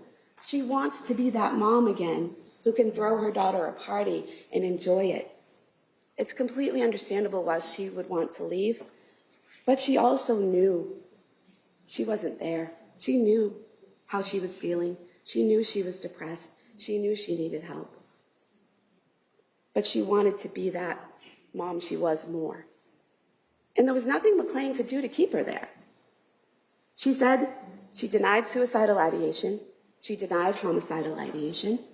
She said she wasn't hearing voices or seeing anything. They saw the entire time she was there no signs of psychosis. In fact, every doctor she saw, from Tufts in September all the way through Tufts at January 23rd, none of them saw any signs of psychosis ever. So they're all wrong. All these different doctors at all these different practices, they're all collectively together wrong. That doesn't make sense. But she shows when she's leaving McLean, no signs of psychosis. And they even give her a task to do to see if she can manage her mental health outside of the hospital. Make an appointment, pick a doctor, make an appointment. And she does it. She decides on Dr. Tufts. She makes the follow-up appointment. She gets the documentation and gives it to them, showing she can manage her mental health. They have to let her go at that point. She's there voluntarily. There's no grounds to keep her if she's not showing she's a danger to herself or others. So they let her go home. And at home, again, all throughout January, she's showing her ability to know right from wrong and to conform her behavior to the requirements of the law in all the activities she does in January. First, there's the birthday party. She's throwing the birthday party. She's monitoring the kids, making sure, typical mom birthday party stuff. Everyone's eating, getting cake, singing happy birthday. You saw her in the video. She appeared happy and smiling, normal. Everyone that interacted with her said, seemed a little tired, but okay. The Museum of Science. You have that video. The Museum of Science in Boston can be crowded and overwhelming on a good day. And she's there with 3 kids under 5 with her husband. You see her monitoring them, caring for them, doing the exhibits, showing them what to do with the exhibits. If you watched that video and you didn't know who the Clancy family was, and we asked you, pick out the woman who is depressed, pick out the woman who wants to kill herself, pick out the woman who's about to kill her kids, you couldn't pick her out. She's completely calm. All her behaviors are typical and normal because she's able to control her behavior. She's able to be suicidal and feel those things, but control her behavior, control her thoughts, and present that image to the world. She's able to do it at the Cape Codder as well. Similar scenario. She's able to watch the kids when Patrick goes to brunch. She's able to watch the boys when Patrick and Cora go skiing on the 16th. She's able to interact with the Carneys on January 22nd. And yeah, they both initially said she was quiet, but then they both admitted she was always kind of quiet. But she was able to interact with them, chat with them in the kitchen, seemed okay. In between January 7th and January 21st, her mother never comes to the house to intervene. Her sister, a licensed social worker, a mandated reporter, never comes to the house to intervene or help, never makes a report, and they're in contact with her every day, texting with her, calling with her almost every day, and never see any signs that they should be concerned or worried or intervene. And you have those text messages between the defendant and her mom. And her mom, obviously, was very attentive, very caring, asked very pointed questions. How are you doing? How are you sleeping? How are the medications? Obviously, a very concerned, loving mom. How does Lindsay answer? I'm getting a little better. I'm sleeping better. She said the only time her sleep was interrupted is if Cora had a bellyache or one of the kids was up. But she's doing better every day. She's sleeping better. She's feeling better. She still says, I'm not myself. I'm not where I want to be, but she's moving in the right direction. And we have that text from her mom the day she leaves on the 22nd, headed back home. I'm glad to see you're doing so much better. Now her mom now wants you to believe that she lied to her, that she wasn't doing better and she was just trying to encourage her. But there are so many things you can say to your daughter who's struggling with mental health other than lie to her if you want to encourage her. You know, you've got this. Take it day by day. I'm here for you. We're going to get through this. But she wants you to think she lied to her when she said she was doing better. But you know that wasn't a lie. You know that she was doing better, or seemed to be, and that her mom said, I'm glad you're doing so much better, because Patrick said the same thing. He said she was doing better in January. Every day was better. The 24th was the best day. They had hope, because that's what she wanted to show them. The only person during that time that she gave even a little glimpse of maybe she wasn't doing that much better was Dr. Tufts. And she told Dr. Tufts that she was feeling depressed, which is why Dr. Tufts prescribed the 10 milligrams of amitriptyline a day. Very low dose. And then she told Dr. Tufts again, still not helping. And so Dr. Tufts raised it to the 20 milligrams. Again, a very low dose, a dose a child could take. And that shows how cautious and conservative Dr. Tufts was being in the treatment of this patient who had had those interactions with medications previously. She was being cautious and conservative and acting with care for the patient by slowly increasing the medication. But even with Dr. Tufts, she still denied having a suicide plan, denied wanting to hurt anyone else, denied voices, denied visual hallucinations, showed no signs of psychosis, all the way up to January 23rd. Nothing. And if you look at their journal, you look at this journal that defense counsel showed you, she's very detailed, excuse me, about when she took medication, what she took, the amounts she took, what the effect was for months, starting in October and going all the way up to January. And where it stops, January 18th. Someone who's been so meticulous about everything all the way up to January 18th, and it just stops. It's as if she's decided she's done trying. She's decided that it's too much and she doesn't want to do it anymore. And so she just stops keeping track of the prescriptions. And then we get to January 24th. Everything that happened that day, every person she interacted with, every situation she was in, shows you she knew the difference between right and wrong, and she could conform her behavior to the law. The doctor's appointment first thing in the morning. She's able to drive there. She's able to interact with medical professionals. She's able to seem absolutely fine and normal. And this is a doctor who's treated the kids since Cora was a baby. This is a pediatrician who's known the family and has known Lindsay for almost 5 years. A woman who's trained in recognizing the signs of postpartum depression. She told you she looks for flat affect, she looks for teariness, and some other things that she told you. She saw none of that. She was able to control herself and interact with her in a perfectly normal, concerned mother way. Able to get home from that appointment. She plays with the kids, she takes them outside, she's sending those messages and photos to her mom and to Patrick, basically saying, look, this is a good day. I'm having a good day. Everything's good. I'm getting better. Here's proof. This is what I'm doing. You start to see the planning at about 4 o'clock in the afternoon. When this is on her phone, you can see her search for Miralax, kids Miralax at 4:02.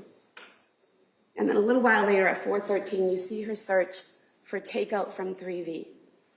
And then immediately after, she does the Apple Maps search to see how long it takes to get to 3V. Well, defense wants you to believe that, she was checking that because she didn't want him gone for too long. She wanted him home. She was in distress. If you're in distress, don't send him anywhere. Make food at home, have him cook, get delivery, get DoorDash. Go to one of the other restaurants that Patrick mentioned that were 2 minutes down the road. And she didn't have to look up on Apple Maps to see where this restaurant was. You heard from Patrick, they had been there at least 3 times in the months before. She had lived in that area for 4 years. She knew where it was. She knew generally how long it would take to get there. What she needed to know was how long specifically on that night it would take to get there. Because she knew she would have a limited amount of time to do what she wanted to do. And what she had decided to do was to kill the children and then kill herself.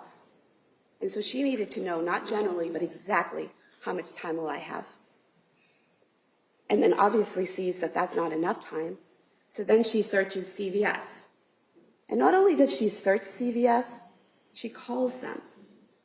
Calls them and asks them if they have kids Miralax, and they say no, but they have Pedialax and one other medication.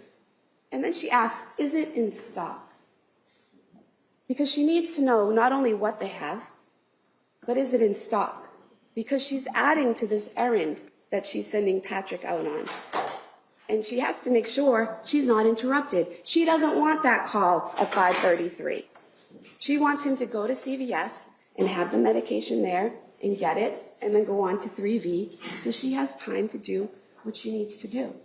So that's why she's calling to see what they have and make sure it's in stock. It's a level of planning there and thinking and decision-making that Dr. Satoff referenced. And then after that, she texts Patrick, it's been a long day, can we do 3V? And he's on board with that. And she's like, okay, check out the menu, let's get on this.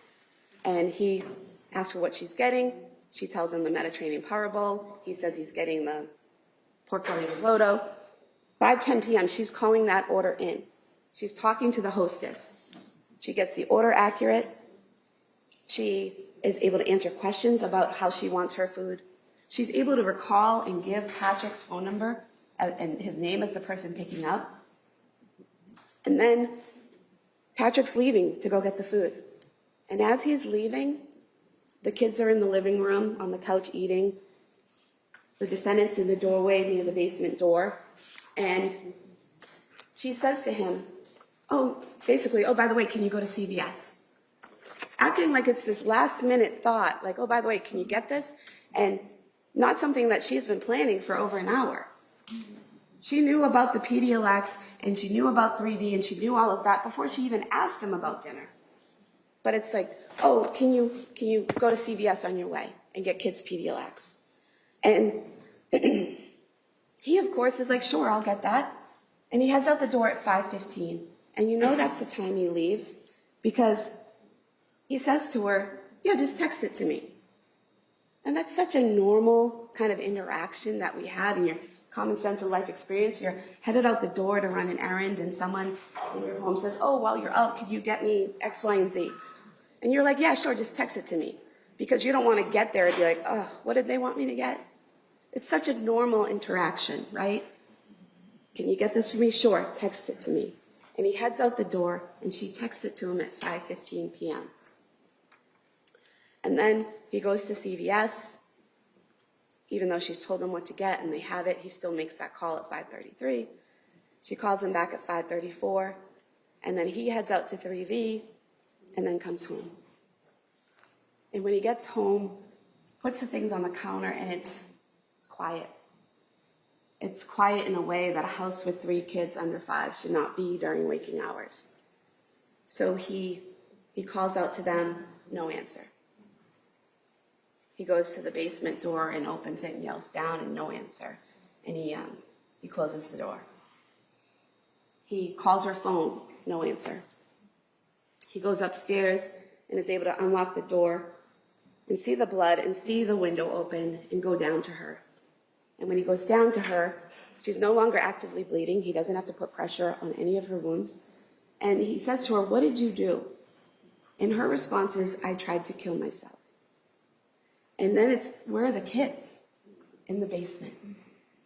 It's not, I heard a voice, I was compelled to do this, I didn't want to do this. Go help the kids. They're hurt, they're in the basement, go save them. No. It's, I tried to kill myself, and the kids are in the basement. And defense wants you to believe that conversation couldn't have happened because of how she sounded on the 911 call. But you heard from the doctors, people can deteriorate over time. When he first gets there, she's able to talk to him. And as that progresses, she's losing the ability to talk. And there's nothing in the medical records about her throat being crushed or her thyroid being crushed. You can look at that. Her thyroid was bruised, her vertebrae were broken, but her throat wasn't crushed. She had the ability to make sound and to communicate. And if you listen to the 911, he's talking to her, and then he's answering the 911 dispatchers about what she said. So even if we can't hear her clearly and we can't understand what she was saying, he could.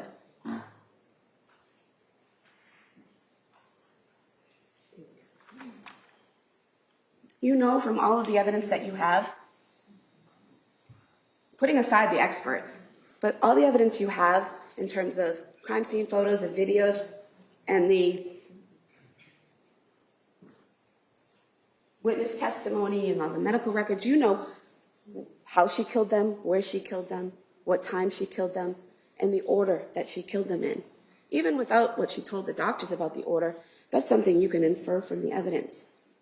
Because you know, in order to bring the kids to the basement and strangle each one of them, and then come upstairs and get a knife and have a phone call, and then go upstairs to the second floor and either take handfuls of pills or crush them however she did it, take the pills, and then cut herself. And it's not just 3 cuts, it's the hesitation marks, and then the cuts themselves. And then you know she bled in a couple spots for a little while because you heard from Sherry Crook how the pooling in front of the mirror is someone, basically the blood dropping down and someone there for a period of time. And then over closer to the window, the same thing. So she's bleeding in front of the mirror for a period of time, over by the window for a period of time, and then she goes out of the window. And whether she dove out or climbed out and slid down, whatever you think that evidence shows from the shingles and everything you've seen, whatever happened, she goes out of the window and she's on the ground. And by the time Patrick gets there, she's no longer bleeding. So for all of that to happen in that short amount of time while Patrick's gone, she had to have started killing the kids immediately after he left. Now, defense wants you to believe that it was after the phone call, that after the phone call, she heard the voice and killed the children. But there's a few things about that that don't make sense. First is what she told Dr. Satoff, that when she gets the call, she's at the fridge getting chicken nuggets out of the fridge to make dinner. You heard from Patrick, when he's leaving, Dawson is sitting on the couch eating chicken nuggets and green beans out of a bowl. There's the crime scene photo of 2 bowls on the couch. Yes, the pink one seems to have some vegetables in it, but there's the blue one there as well. And Patrick saw Dawson eating the chicken nuggets and green beans. So why would the defendant make that up? Why would she say she's doing that during the phone call? Because if she's already killed the kids because of a voice and being compelled and it being against her will and she's like a puppet, then she can't get a call and miss it and then call the person back and have a conversation and then hang up. A puppet can't do those things. Those are decisions and choices and actions that she's controlling. So she has to explain away the phone call because her behavior and her ability to have the phone call don't make sense if she's being compelled by her voice, if she's not in control. And you, further on that, you have the phone. You have the flights climbed. There were 2 flights climbed. You can see, you have Ian Whiffin's report, you can see there were 2 flights climbed. The first ends at 5:33. So it makes sense that she has killed the kids in the basement and she has come up the stairs, and at 5:33, she's in the kitchen and she's getting the knife. And then Patrick calls. Everything she's done, everything from the research to making sure what they have, to telling him to get it, to making sure it's in stock, all of that, and he still calls her, he still interrupts her. And then she gets the knife and she goes upstairs, and she's at the top of the stairs by 5:38. So the phone calls from 5:33 to just before 5:35. So if you want to believe that the voice happened after the call, and the killing of the kids happened after the call, between 5:33 and 5:38, she doesn't go down and come back up and come back up and come back up. There's nothing on that phone about that. And there wouldn't be enough time for her to bring those kids down to the basement and strangle each one in 3 minutes. You heard from the doctors, and Dr. Lapisato included, it could take up to 30 seconds for each child to go unconscious. And then strangulation would have to continue for another 1 to 2 minutes to cause death. And Dr. Lapisato wanted you to believe that the band could just stay there around their necks by themselves. But you have the bands. They're exercise bands. You pull them, they resist, you let go, they snap back. I had to hold them up to show her in circles like around someone's neck. And when I let go, they expanded. They don't stay around someone's neck on their own.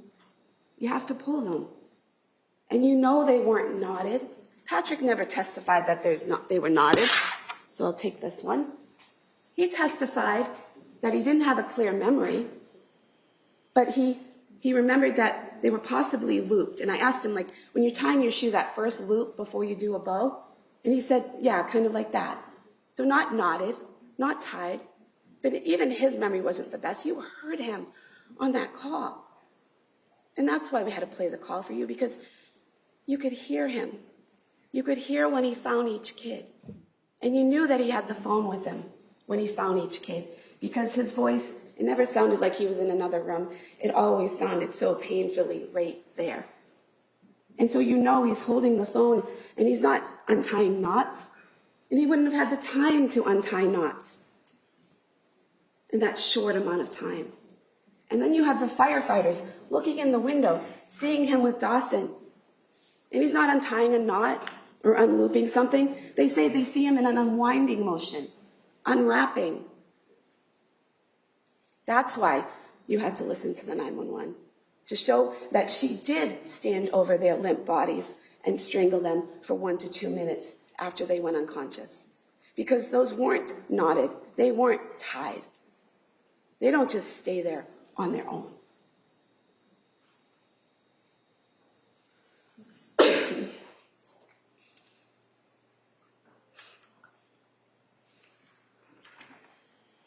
And even if you wanted to believe that at 5:38, she goes upstairs and puts the phone on the bed, and then she goes down and kills the kids, and she does everything. 5:38 to just after 6 p.m., because he's making the call to her at 6:09.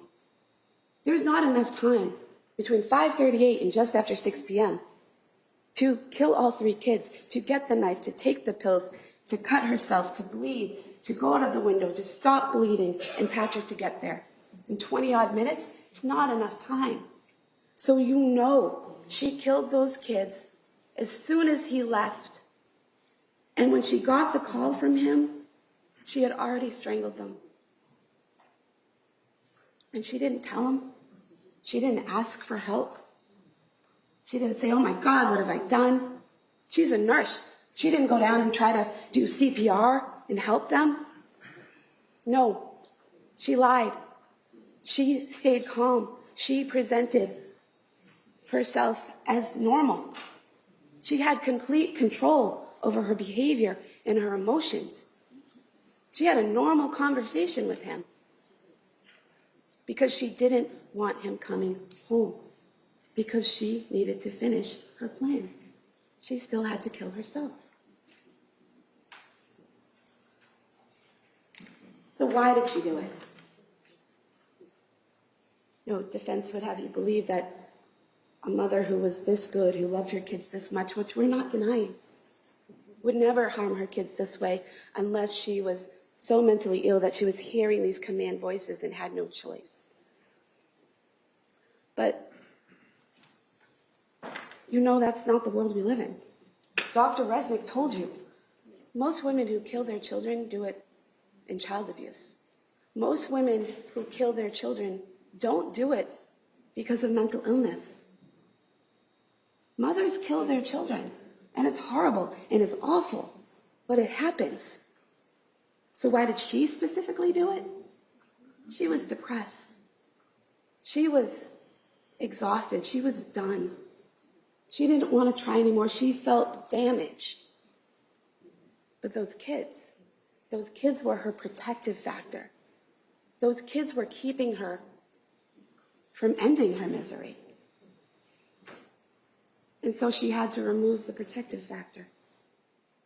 And I'm not saying she was happy about it. I'm saying that it was what she had to do to end her misery. But it was a choice. It was a choice. She could have kept trying. She could have, moved down to her mother's. She could have killed herself and left her kids alive. But it was a choice to take them with her. It was a horrible choice. And it's a choice that we don't want to think about that a mother could make, because that doesn't make us feel safe or comfortable in this world. But it's a choice she made.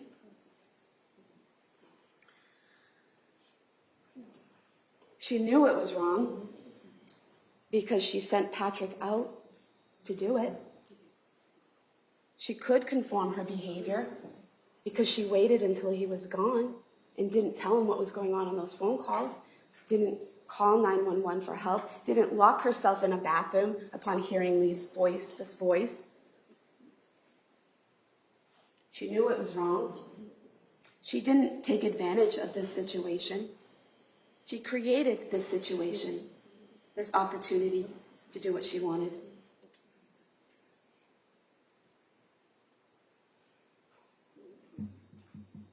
And when she woke in the hospital, and she knew she was alive and the kids weren't, she knew what she did was wrong. She said she felt horrified. And then, while still with a tube in her throat, she's asking, do I have a lawyer? And it's not what defense said. It was after surgery and she's delirious. Look at the records. She had surgery on the 27th. She's asking if she has a lawyer on the 26th. Do I have a lawyer? Because she knows what she did was wrong. And then we get the justification, the excuse of the voice. And there are a few reasons why the voice doesn't make sense. The first is she immediately obeyed it. Dr. Resnick, their expert, the one who knows everything about postpartum psychosis, he teaches other psychiatrists and psychologists. He writes books and chapters and articles about how this is a huge red flag if someone immediately obeys a voice. You heard him talk about Andrea Yates, about how she heard voices to kill her children for months. And what did she do? She committed herself 5 times. She tried to kill herself twice to avoid harming her children. Counsel, That was all accurate. let's move on from that. Lindsay Clancy hears his voice one time and does it. Doesn't try to lock herself in the bathroom, call Patrick, call 911. Doesn't try to leave. Leaving little children alone for 20, 30 minutes, not the greatest option, but it's better than killing them. She doesn't try any tactics to avoid the voice. She just obeys. Another red flag that Resnick was asked about and teaches and writes about is that she only heard the voice one time. She never heard it before, and she hasn't heard it since. So how that works. It's a red flag that she's making up the voice. Another one is that what she said the voice told her isn't consistent. At the hospital, she says the voice said, you have to kill your children so you can kill yourself because they'll suffer without you. What she tells a lot of the doctors is, it says, this is your last chance, you have to kill the kids so you can kill yourself. And then she tells the chaplain, a third version, you have to kill the kids so you can kill yourself because they're in danger. There's these 3 different versions. Another red flag, it doesn't make sense that she's saying the voice says all these different things. And then the fourth thing that doesn't make sense about the voice is that it's vague in its command. It doesn't tell her how to kill the kids, where, with what. Nothing. It says kill the kids so you can kill yourself. So she had to choose where, the basement. She had to choose how, strangulation. She had to choose with what, exercise ban. Choose again, exercise ban. Choose again, exercise ban. She had to choose how to kill herself. Now, if you're being compelled by this voice, and you have no free will whatsoever, you're just your body's acting on the voice, why wouldn't you just kill yourself the same way you killed the children? You strangled them, you hang yourself. That's acting on compulsion, that's no choice. She tried 3 different ways. And none of them similar to what happened to the kids. And I'll take this other quarter now and explain to you why we got into the superficiality of the wounds and why we got into the height of the window and why we got into how she didn't take enough pills to actually kill herself. We're not saying she didn't want to kill herself. We're talking about that 3rd prong of suicidality that Dr. Satoff talked about. Remember, he talked about aloneness and feeling burdensome, but that 3rd category, capability. She wanted to kill herself, but her natural instinct to live was fighting against that. So she took pills, but you heard the toxicologists, they were all at therapeutic levels or below, except the Seroquel, which was a little elevated. She cut herself, but you saw the cuts on the meaty part of her arm horizontally. No arteries, no major blood vessels. Didn't need to be stitched the next day. The one on her neck didn't need to be stitched at all. She knew as a nurse those weren't going to kill her, but she was trying. And then going out of the window, 12, 13 feet. And she landed the wrong way and ended up paralyzed on the frozen ground. But, the idea that falling out of a 12-foot window is going to definitely kill you, not necessarily. And so she wanted to. She was trying in all these different ways. But she just couldn't get over that 3rd prong, the capability of actually killing herself. And that goes against it being a voice. Because if she's compelled to do it, if this voice is making her do it, she would just do it. There would be no fight. There would be no struggle. There would be no resistance to dying. but there was.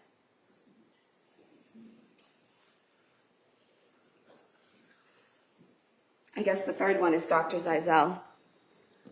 We've never said that he told the defendant what to say. Not one witness, not one piece of evidence. The only person that said that Dr. Zeisel, that we were trying to say Dr. Zeisel told her to make up the voice, is defense counsel. He's the only one that asked about it. He's the only one that brought it up. We have never said that in this courtroom, and no witness has said that we've asked. She knew what she did was wrong. She could conform her behavior to the law and chose not to. And she didn't expect to have any consequences because she expected to die with her children. And we get to what we have to prove is that first degree is deliberate premeditation and extreme atrocity and cruelty. You know it was deliberate premeditation because of the way she killed them and the way they died. And the order also shows a rationality. The order she killed them in. Because Cora and Dawson are older. If she had tried to strangle one in front of the other, they would have known this is bad. And they would have tried to intervene or run and hide. And she had a very limited time. She didn't have time to try to find a child who ran off and hid. So taking Dawson first and moving him to a separate room, having Cora stay with Callan and having Dawson go in another room, that's rational. That makes sense. That's ordered thinking. And we didn't show you that post that she made about Dawson being a handful and not being compliant to show she was a bad mom. We showed it to you because it proves she knew that he was a handful. She knew that he was less likely to be compliant, to just go along. She knew that he might struggle. And so it made sense rationally to remove him and separate him first and kill him first.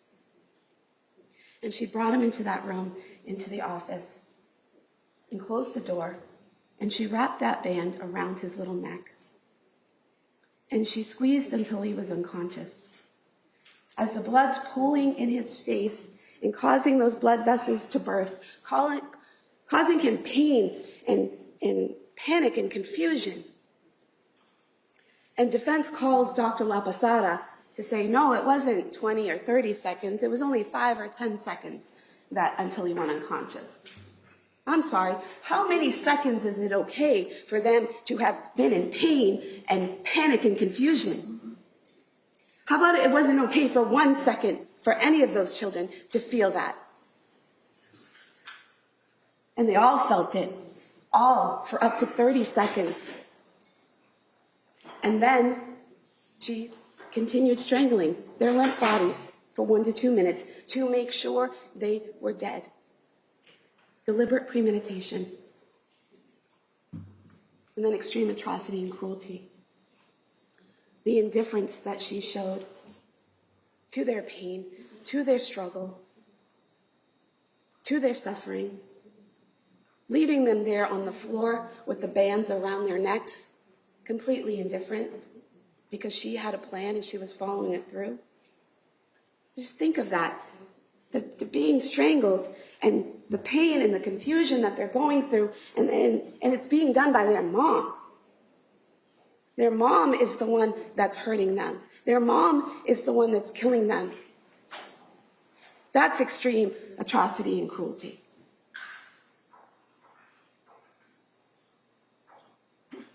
She didn't see them in that moment as individual human beings with rights, with dreams, with futures, individually belonging to them. You heard about the 3 kids. Cora wanted to be a doctor and a mom. Dawson wanted to be a firefighter. Callan never got the chance to dream. Who knows what future he would have dreamed for himself.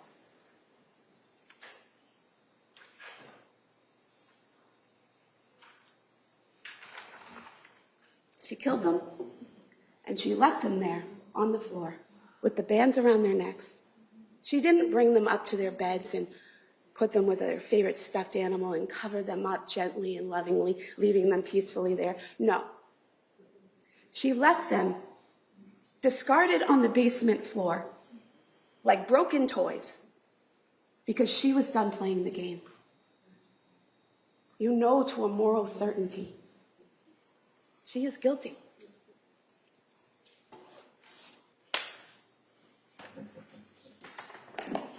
All right, thank you, counsel. Now, members of the jury, been sitting here for a while. Does anybody need a short break? I think that would. All right. So we're going to return now to the instructions that I have. In rereading my instructions, I just kind of want to make sure that something's clear. So I'm going to ask you to go back to page 6. I think we were talking about murder in the second degree. Everybody get there.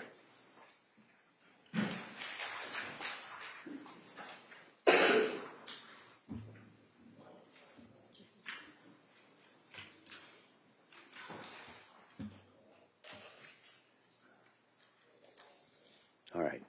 And what I just kind of wanted to make clear, that you may consider the defendant's mental condition at the time of the killing, including any credible evidence of mental impairment or the effect on the defendant of her consumption of prescription drugs, in determining any of the elements in the murder in the second degree charge as well. I mentioned that for some of the others, but and specifically for the charge in murder in the second degree, there's an element regarding intent. Okay? So I just kind of wanted to make that clear. Probably is suggested in that, but as I read through it, I just kind of wanted to remind you that you can, as I said, you can consider the defendant's mental condition at the time of the killing, including any credible evidence of mental impairment or the effect on the defendant of her consumption of prescription drugs, in determining the elements in murder in the second degree. All right? So I hope that cleared things up rather than confusing you any. But now I'm going to go to the general principles in regards to this case. All right. Now, as I said to you before, I'm incorporating the instructions that I gave earlier before the closing arguments with these instructions. So I want to talk about the presumption of innocence and the burden of proof. Once again, the indictments against Ms. Clancy are only an accusation. They're not evidence. The defendant has denied that she's guilty of the crimes charged in these indictments. The law presumes the defendant to be innocent of the charges against her. This presumption of innocence is a rule of law that compels you to find the defendant not guilty unless and until the Commonwealth produces evidence from whatever source that proves that the defendant is guilty beyond a reasonable doubt. This burden of proof never shifts. The defendant is not required to call any witnesses or produce any evidence, since she is presumed to be innocent. The presumption of innocence stays with the defendant unless and until the evidence convinces you, unanimously as a jury, that the defendant is guilty beyond a reasonable doubt. It requires you to find the defendant not guilty unless your guilt has been proved beyond a reasonable doubt. Your verdict, whether it is guilty or not guilty, must be unanimous. All right. Now, reasonable doubt. The burden is on the Commonwealth to prove beyond a reasonable doubt that the defendant is guilty of the charges made against her, as I just told you. But what is proof beyond a reasonable doubt? Well, the term is often used and probably pretty well understood, though it's not easily defined. Proof beyond a reasonable doubt does not mean proof beyond all possible doubt, for everything in the lives of human beings is open to some possible or imaginary doubt. The charge is proved beyond a reasonable doubt if, after you've compared and considered all of the evidence, you have in your minds an abiding conviction to a moral certainty that the charge is true. When we refer to moral certainty, we mean the highest degree of certainty possible in matters relating to human affairs, based solely on the evidence that has been put before you in this case. I've told you that every person is presumed to be innocent until she is proved guilty, and that the burden of proof is on the prosecutor. If you evaluate all the evidence and you still have a reasonable doubt remaining, the defendant is entitled to the benefit of that doubt and must be acquitted. It is not enough for the Commonwealth to establish a probability, even a strong probability, that the defendant is more likely to be guilty than not guilty. That is not enough. Instead, the evidence must convince you of the defendant's guilt to a reasonable and moral certainty, a certainty that convinces your understanding and satisfies your reason and judgment as jurors who are sworn to act conscientiously on the evidence. This is what we mean by proof beyond a reasonable doubt. Now, I want to talk initially about my function of the judge. My function as a judge in this case has been to see that the trial was conducted fairly, efficiently, and in an orderly manner. It's also my responsibility to rule on what you may consider as evidence and to instruct you on the law that applies in this case. It's your duty as jurors in this case to accept the law as I stated to you. You should consider all of my instructions as a whole. You may not ignore any instruction or give special attention to any one instruction. You must follow the law as I give it to you, whether you agree with it or not. That's not just because I'm the judge. It's because every person who comes to court for trial is equal and is subject to the same law. And if jurors in each case were to apply what they thought the law should be, and the jurors in different cases had different views, then the parties in those cases would not be treated equally. The law that I'm instructing you on is the law that has been established by our legislature and our appellate courts, and it applies to everyone. And you must apply the law as I instruct you. Function of the jury. Your function is to determine the facts of this case. You are the sole and exclusive judges of the facts. You alone determine what evidence to accept, how important any evidence is that you do accept, and what conclusions to draw from all the evidence.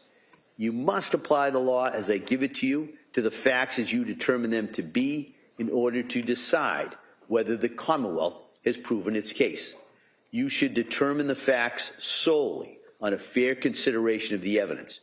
You are to be completely fair and impartial, and you are not to be swayed by prejudice, by personal likes or dislikes towards either side, or by any personal view you may have the nature of the claims or the defenses in the case.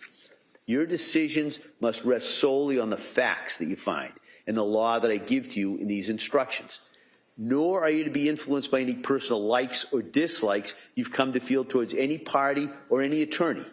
In this courtroom, every person is equal and is entitled to a fair and impartial verdict in accordance with the evidence and the law. You are not to decide this case based on anything you may have read or heard outside of this courtroom. That, with the exception of that, is the observations you made at that view, and I'll talk about that a little bit later. You are not to engage in any guesswork about any unanswered questions that remain in your mind, or to speculate about what the quote-unquote real facts might or might not have been, beyond what has been proved by the evidence. You should not consider anything that I've said or done during the trial as any indication of any opinions as to how you should decide this case. If you believe that I've expressed or hinted at any opinion about the facts of this case, please disregard it. I have no opinion about the facts or what your verdict ought to be. That is solely and exclusively your duty and your responsibility. Now, I'll talk about function of counsel. It was the duty of the lawyers in this case to object when the other side offered evidence which that lawyer believed was not admissible under our law. They also had an obligation to ask to speak to me at the sidebar about questions of law which the law requires me to rule on outside of your hearing. The purpose of such objections in rulings is not to keep relevant information from you. You should not draw any inference, favorable or unfavorable, to any attorney or their client for objecting to proposed evidence or asking me to make such rulings. That is the function and responsibility of the attorneys in this case. Now, what is evidence? As I told you, you are to decide what the facts are solely from the evidence admitted in this case and not from suspicion or conjecture. The evidence consists of the testimony of witnesses as you recall it, and any documents, photographs, or videos or other things that were received into evidence as exhibits. You may also consider any observations that you made while at the view that we took earlier in the trial. In this case, there may be certain documents or photographs that are entered multiple times. This does not mean that that evidence is any more or less important than any other evidence. You, the jurors, will decide how to evaluate the evidence, that is, what weight to put to it. Now, in reviewing documents and evidence, you might find that there's some information that's been whited out or redacted. This is because the court has made some legal rulings about what evidence is relevant to this case.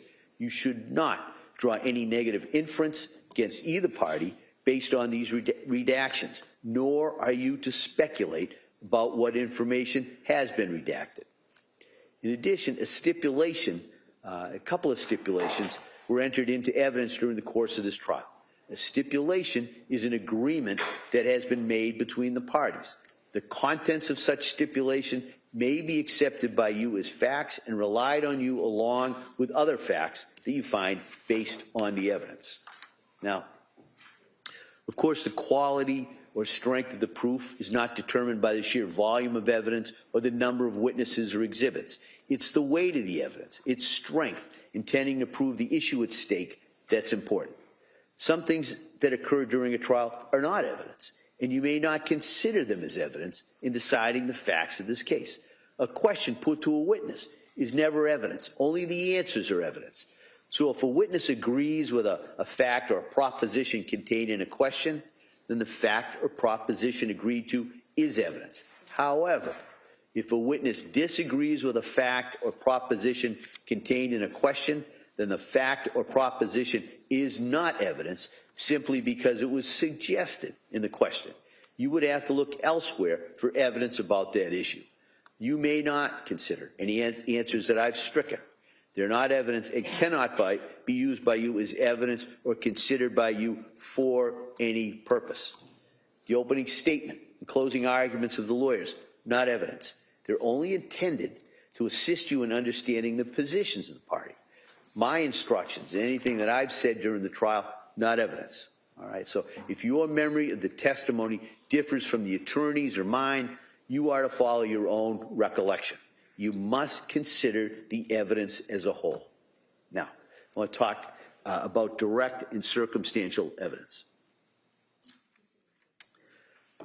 There are two types of evidence that you may use to determine the facts in this case. There's direct evidence and there's circumstantial evidence. The law allows both direct and circumstantial evidence in a criminal case, and circumstantial evidence alone may be sufficient to establish guilt beyond a reasonable doubt. Direct evidence is when a witness testifies directly about the fact that is sought to be proved based upon what he or she claims to have seen, heard, or felt with their own senses. And the question there is whether you believe that witness or not. Circumstantial evidence is when Circumstantial evidence is when no witness can testify directly about the fact that's sought to be proved, but you are presented with evidence of other facts and then asked to draw reasonable inferences from them about the fact that sought to be proved. There are, however, several things you should keep in mind about circumstantial evidence. The first one is that you may draw inferences and conclusions only from facts that have been proved to you beyond a reasonable doubt. The second rule is that any inferences or conclusions you draw must be reasonable and natural based on your common sense and good judgment.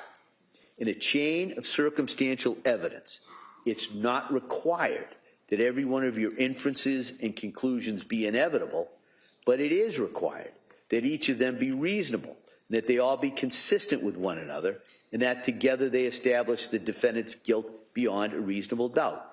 Inferences must never be based on conjecture, surmise, guesswork, or assumption. And whether the evidence is direct or circumstantial, the Commonwealth must prove the defendant's guilt beyond a reasonable doubt from all of the evidence presented in the case. Now, I want to talk about the credibility of witnesses, all right? It's going to be your duty to decide all the disputed questions of fact. You are going to have to determine which witnesses to believe and how much weight to give their testimony.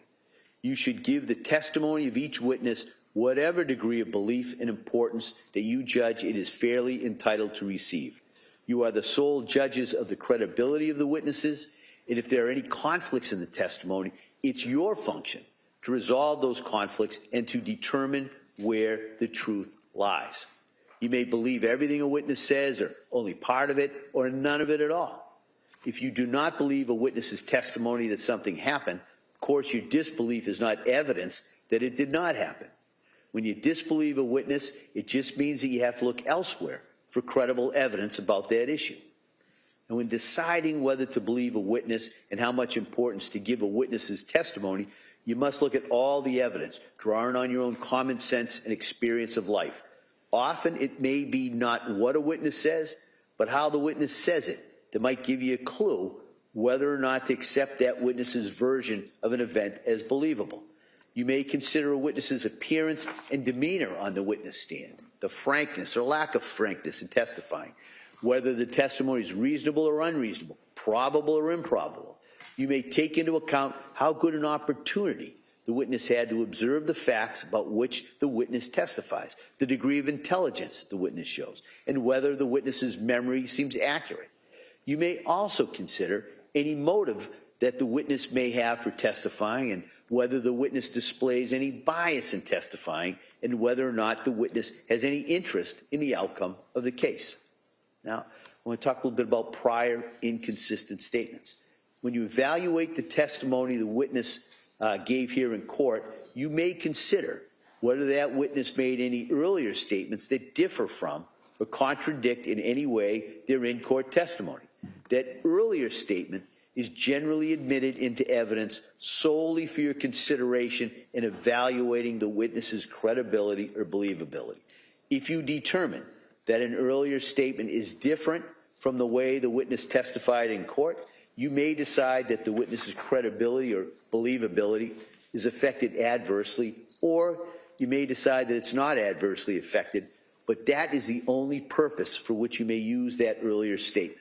You may not consider the earlier statement as evidence or proof of truth of any fact contained in the statement. Now, flip side, I want to talk about prior consistent statements now, all right? The testimony of a witness may be rehabilitated or supported by showing that he or she previously made statements that are consistent with their present testimony. The prior statement is admitted into evidence solely for your consideration in evaluating the credibility of the witness. Should you find the prior statement to be consistent, you may consider the prior statement only in connection with your evaluation of the credence to be given to the witness's present testimony in court. You are not to consider the prior statement as establishing the truth of any facts contained in that statement. Now, I want to talk about the defendant's statements that were made to evaluating psychiatrists or psychologists. You may not consider the defendant's statements made to a psychiatrist or psychologist in their evaluation of the defendant as establishing the truth of any facts contained therein. Those statements cannot be used by you as evidence of premeditation, extreme atrocity, or cruelty, or specific intent to kill. Such statements are admissible only as they relate to the basis of the doctor's opinion of the defendant's mental condition. Now, I want to talk about evidence of post-incident conduct. Now, if you have heard some evidence suggesting the defendant's actions after the killings, I'm not suggesting that these are the facts, because the facts are your exclusive domain. But there is some evidence to that effect, and I mention it here to describe the legal point that's implicated. If the Commonwealth has proven that a defendant did any of these things, you may consider whether such actions indicate feelings or consciousness of guilt by the defendant, and whether in turn such feelings of guilt might tend to show the defendant's actual guilt of the offenses with which he's been charged. You are not, however, required to draw such inferences, and you should not do so unless they appear to be reasonable in light of all the circumstances in this case. If you decide that such inferences are reasonable, it will be up to you to determine how much importance to give them. But you should always remember that there may be numerous reasons why a person not responsible for the crimes charged might do the things attributed to her. Such conduct does not necessarily reflect feelings or consciousness of guilt. So please bear in mind that a person having feelings of guilt is not necessarily guilty, in fact, for such feelings are sometimes found in innocent people. So finally, remember that standing alone, consciousness of guilt evidence, if you find there was any, is never enough by itself to convict a person of a crime. You may not find the defendant guilty on such evidence alone, but you may consider it in your deliberations with all the other evidence that was presented at the trial. I want to talk next about expert witnesses. Now, there were a number of expert witnesses in this case.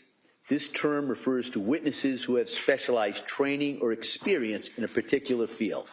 Generally, in cases that are tried in our courts, both civil and criminal, witnesses may testify only to facts that are within their own personal knowledge, that is, things they have personally seen or heard or felt.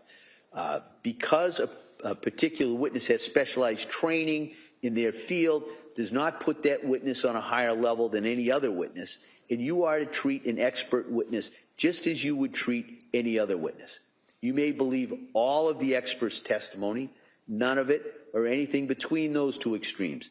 There is no requirement for you to believe an expert merely because they are an expert. As with any other witness, it's completely up to you to decide whether you accept the testimony of an expert witness, including the opinions that the witness gave. It's also entirely up to you to decide whether you accept the facts relied on by the expert and decide what conclusions, if any, you draw from the expert's testimony. You must, as has been explained, keep firmly in mind that you alone decide what the facts are. If you conclude that an expert's opinion is not based on the facts as you find those facts to be, then you may reject the testimony and the opinion of the expert in whole or in part. You are also free to reject the testimony and the opinion of an expert witness in whole or in part if you determine that the witness's opinion is not based on sufficient education, experience, or that the testimony of the witness was motivated by some bias or interest in this case. All right? Now, you may have noticed that Ms. Clancy did not testify at this trial. The defendant has an absolute right not to testify, since the entire burden of proof in this case is on the Commonwealth to prove that the defendant is guilty. It is not up to the defendant to prove that she is innocent. Under our system of law, a defendant has a perfect right to say to the Commonwealth, quote, "You have the burden of proving your case against me beyond a reasonable doubt. I do not have to say a word," unquote. The fact that the defendant did not testify has nothing to do with the question of whether she's guilty or not guilty. You are not to draw any adverse inference against the defendant because she did not testify. You are not to consider it in any way or even discuss it in your deliberations. You must determine whether the Commonwealth has proved its case against the defendant based solely on the testimony of the witnesses and the exhibits. Now, speaking of exhibits, now I'm going to talk about that.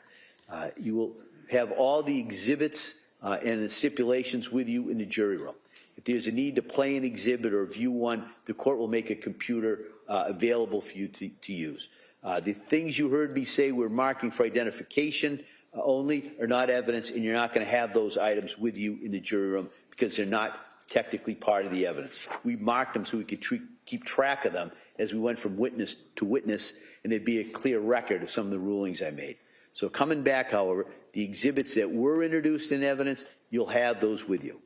You alone will decide the weight that they deserve to receive in helping you make your ultimate judgment about whether the Commonwealth has proven its case. You're not required to believe something simply because it's written on a piece of paper or it appears in a photograph. You're not, of course, required to disbelieve it just because it appears there either.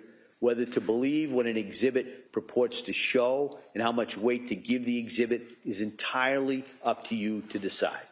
Now, the view. Early in the trial, we drove by some sites and visited an address in Duxbury. As I told you at the time, we referred to that as a view. The purpose of the view was to help you better understand the evidence that you heard during the trial and to help you appreciate the location and its surroundings. The view is part of the case. The observations that you made while on the view may be used and considered in your deliberations in reaching a verdict. Now, I want to talk a little bit about some photographs. The Commonwealth has introduced certain photographs depicting the victims. You'll have those photographs with you during your deliberations. The images depicted are not pleasant. As I instructed you at the time they were introduced, your verdict must not in any way be influenced by the fact that these images are unpleasant or graphic. The defendant is entitled to a verdict based solely on the evidence and not one based on pity or sympathy for the decedents, which might be occasioned by the images depicted. Consider those exhibits only as they may draw attention to a clinical, medical status, or nature of the victim's injuries, the cause of their death, or to the nature of the incident itself. Now, about notes.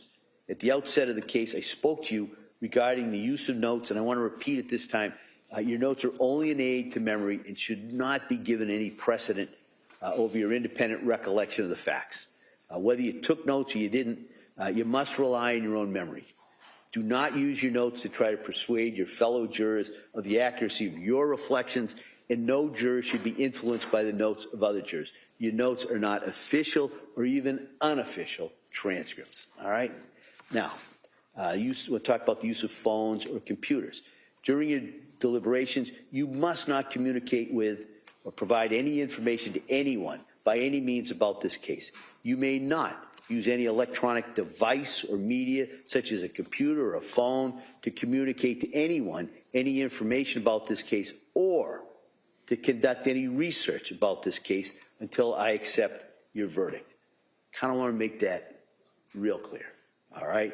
So if somebody has a question in that jury room, you are not allowed to try and answer it by anything other than through the exhibits and evidence you've heard, all right? We said, so I just kind of want to make that real clear. Nobody is to use a phone to communicate, to try and look. Don't talk to anybody while you're deliberating. Don't try and look up anything, things like that, all right? Just kind of make that as clear as I can. Now, before I go any farther, I have to do one more duty, and that's to select a foreperson of the jury. We have a foreperson for two purposes. The first is to act as your facilitator. That's to gather everyone around the deliberation table to be sure that everyone has a full and fair opportunity to speak and to share their views and to ensure that all of you are always deliberating together as a group as you work to reach the verdict in this case. The second purpose of the foreperson is to act as your spokesperson here in open court. So when you're ready to return your verdict, we'll bring you all back out as a group.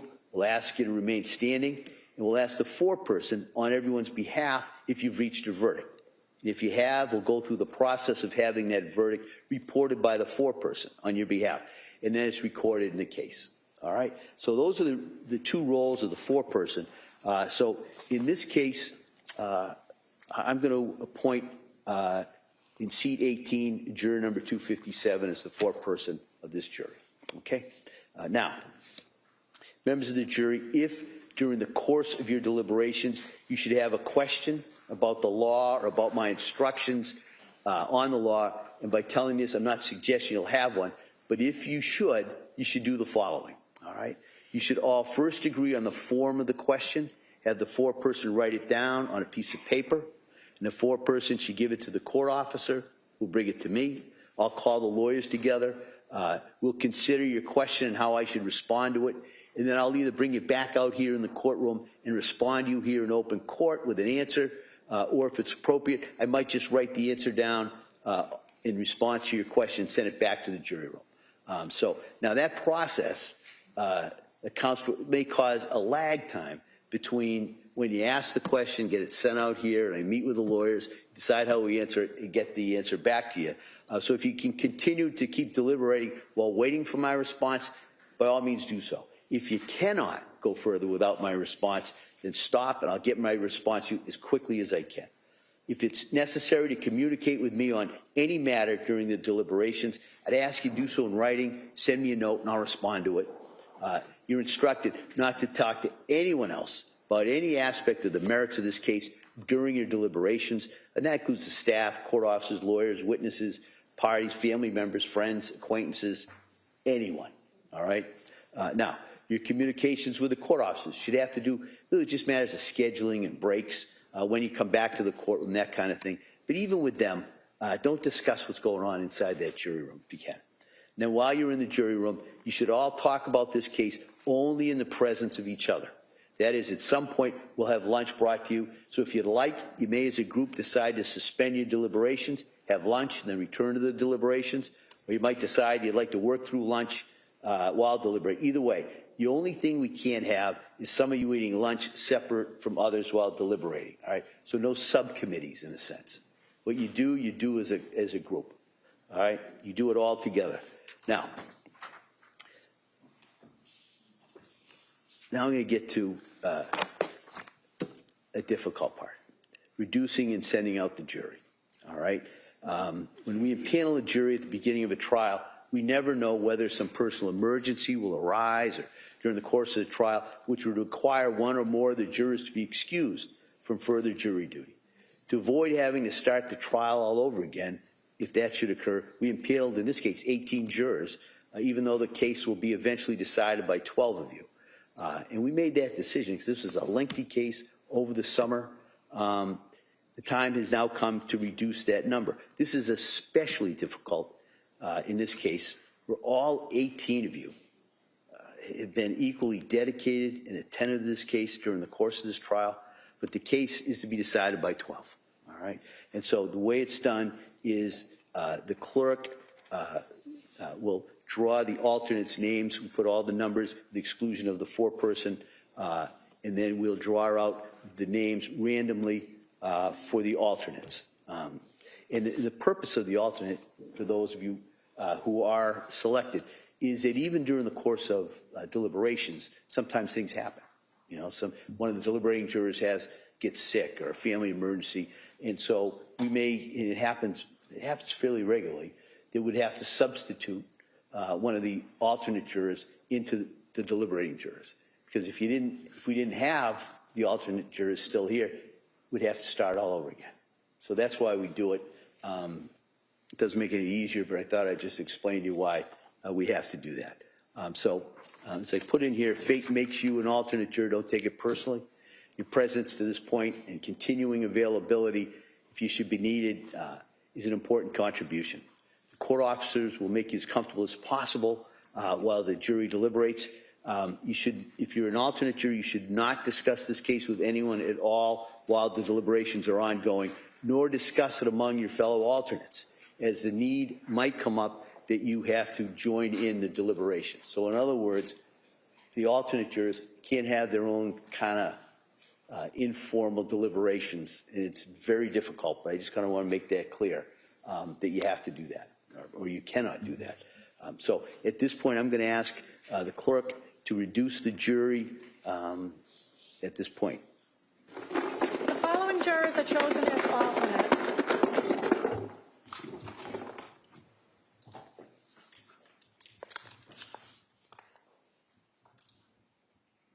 Juror number 157 in seat number 11.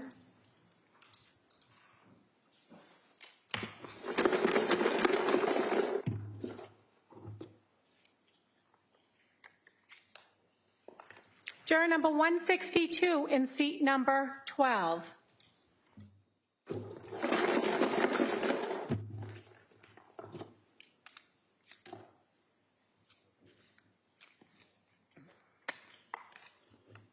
Juror number 385 in seat number 14.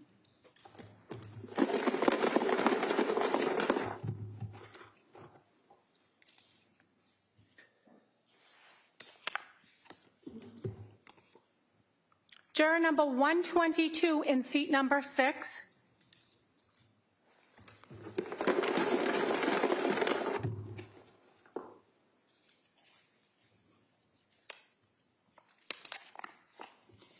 Juror number 124 in seat number 7.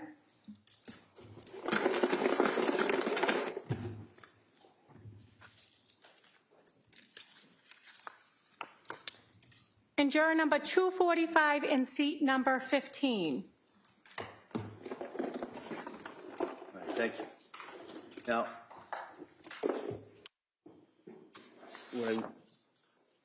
what I kind of had forgotten to talk about, I mentioned it with the foreperson and everyone in regards to the verdict, just the verdict slip.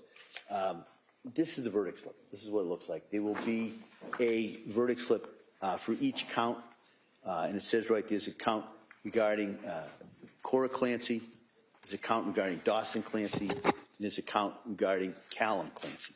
And on each of those, there's a box for not guilty by lack of criminal responsibility, guilty of murder in the first degree by the theory of deliberate premeditation, or extreme atrocity and cruelty. There's a box for guilty of murder in the second degree. There's a box for manslaughter. So when you have reached a unanimous verdict as to which verdict it is, the foreperson is to check that box that is applicable to the decision, sign it and date it, and let the court officers know that we have a verdict. Okay, so it's pretty self-explanatory, but I just kind of wanted to let you know that. Now, I know I'm not telling you anything you don't know when I tell you that reaching a verdict in this case is not necessarily going to be an easy task. It's going to require conscientious service on your part and a conscientious approach to your duty as jurors. I suggest, respectfully, that each approach it with a mutual respect for the opinions of your fellow jurors. They have a disposition to listen to each other. Don't be afraid to change your own opinion if the discussion persuades you that you should, but don't come to a decision simply because other jurors feel it's the right decision. It's your decision, all right? Each of you must decide this case for yourselves, and you should do so only after you considered all the evidence, discuss it fully with your fellow jurors, and listen to the views of your fellow jurors. You all heard the same evidence. You've all heard it with the same degree of attention. You're all governed by the same desire to arrive at the truth, and you're all under the sanction of the same oath that you took as jurors at the start of this trial when you agreed to well and truly try the issues between the parties in accordance to the evidence and the law. Now, I'm about to submit this case to you, and I need not remind you that you have an awesome responsibility. But I believe that you will bring to bear all the wisdom and the judgment and the conscience that you possess in reaching your verdict in this case. All that we can expect from you is that you decide this case with integrity and with principle. Now, everyone has feelings, assumptions, perceptions, fears, stereotypes. Those are implicit biases that we may not even be aware of. These hidden thoughts can impact what we see and hear, how we remember what we see and hear, and how we make important decisions. Because you're making such an important decision in this case, I strongly encourage you to evaluate the evidence carefully. Resist jumping to conclusions based on personal likes or dislikes, generalizations, gut feelings, prejudices, sympathies, stereotypes, or biases. The law demands that you return a just verdict based solely on the evidence, your individual evaluations of that evidence, your reason and your common sense in these instructions. Our system of justice is counting on you to render a fair decision based on the evidence and not on biases. Please have confidence in what you're about to do, all right? I have that confidence in you. I don't think I've ever seen a more dedicated group of jurors in any trial that I've ever been involved in. You're all people of intelligence and common sense. Collectively, you're bringing a truly powerful force to determine the truth of the matters in this case. And I, as I said, have great confidence with this case in your hands. You're honest, thoughtful, and fair, and be that as you took the oath to be. I am completely confident they'll be able to arrive at a just verdict, whatever that verdict may be. So at this time, I'm going to ask if I could see counsel at sidebar just for a second, and then we'll have the clerks swear in the court officers, and then you'll be sent out to deliberate.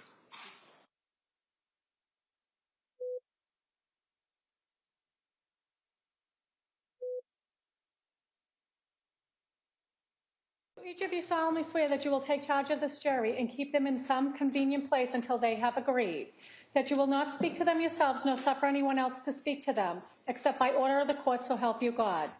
As to the alternate jurors, keep your hands raised. Do you solemnly swear that you will take charge of these alternate jurors and keep them in a convenient place separate and apart from the other members, that you will not speak to them yourselves nor suffer anyone else to speak to them, except by order of the court, so help you God? I do. Thank you. All right. Members of the jury, you may now retire to consider your verdict. Thank you. Court, all rise. Jurors, there be no discussion, television.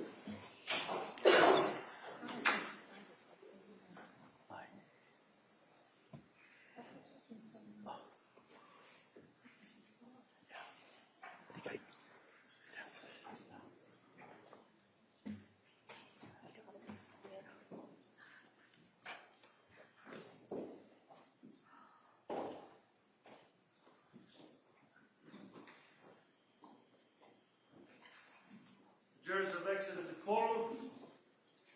All right, everybody could be seated.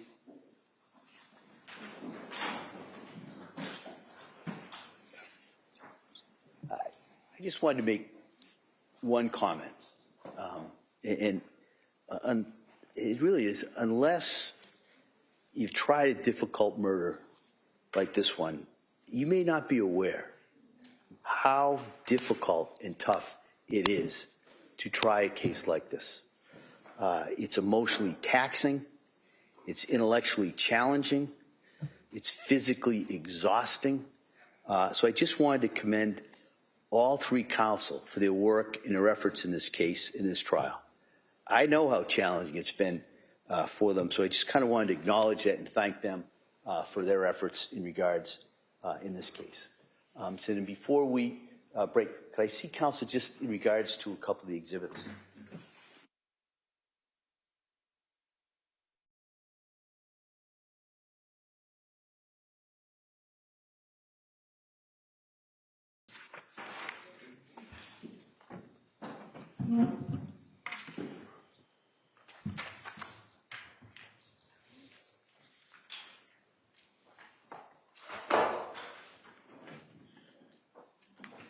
Court, all rise. Jurors entering.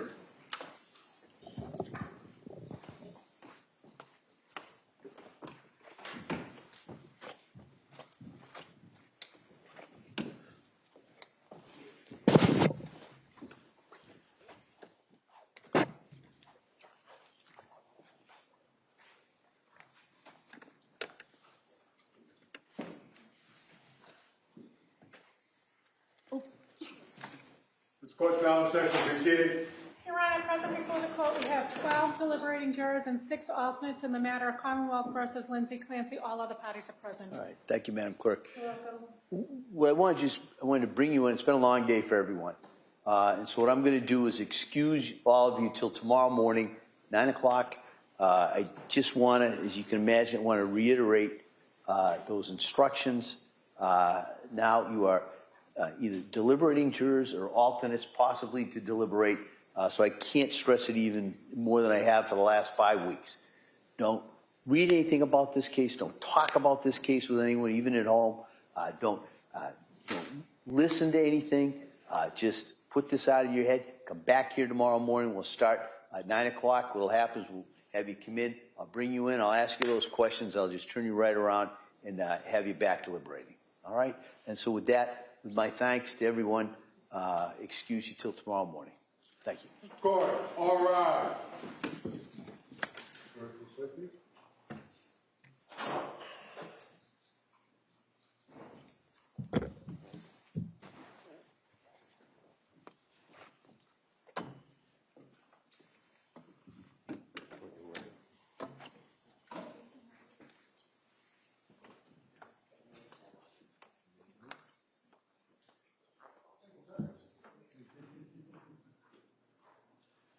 Jurors have exited the courtroom. This court's in session. All right. Please be seated. Anything we need to address before tomorrow? Counsel. Thank you, everyone. We'll be in recess till tomorrow. Thank you. Court, all rise.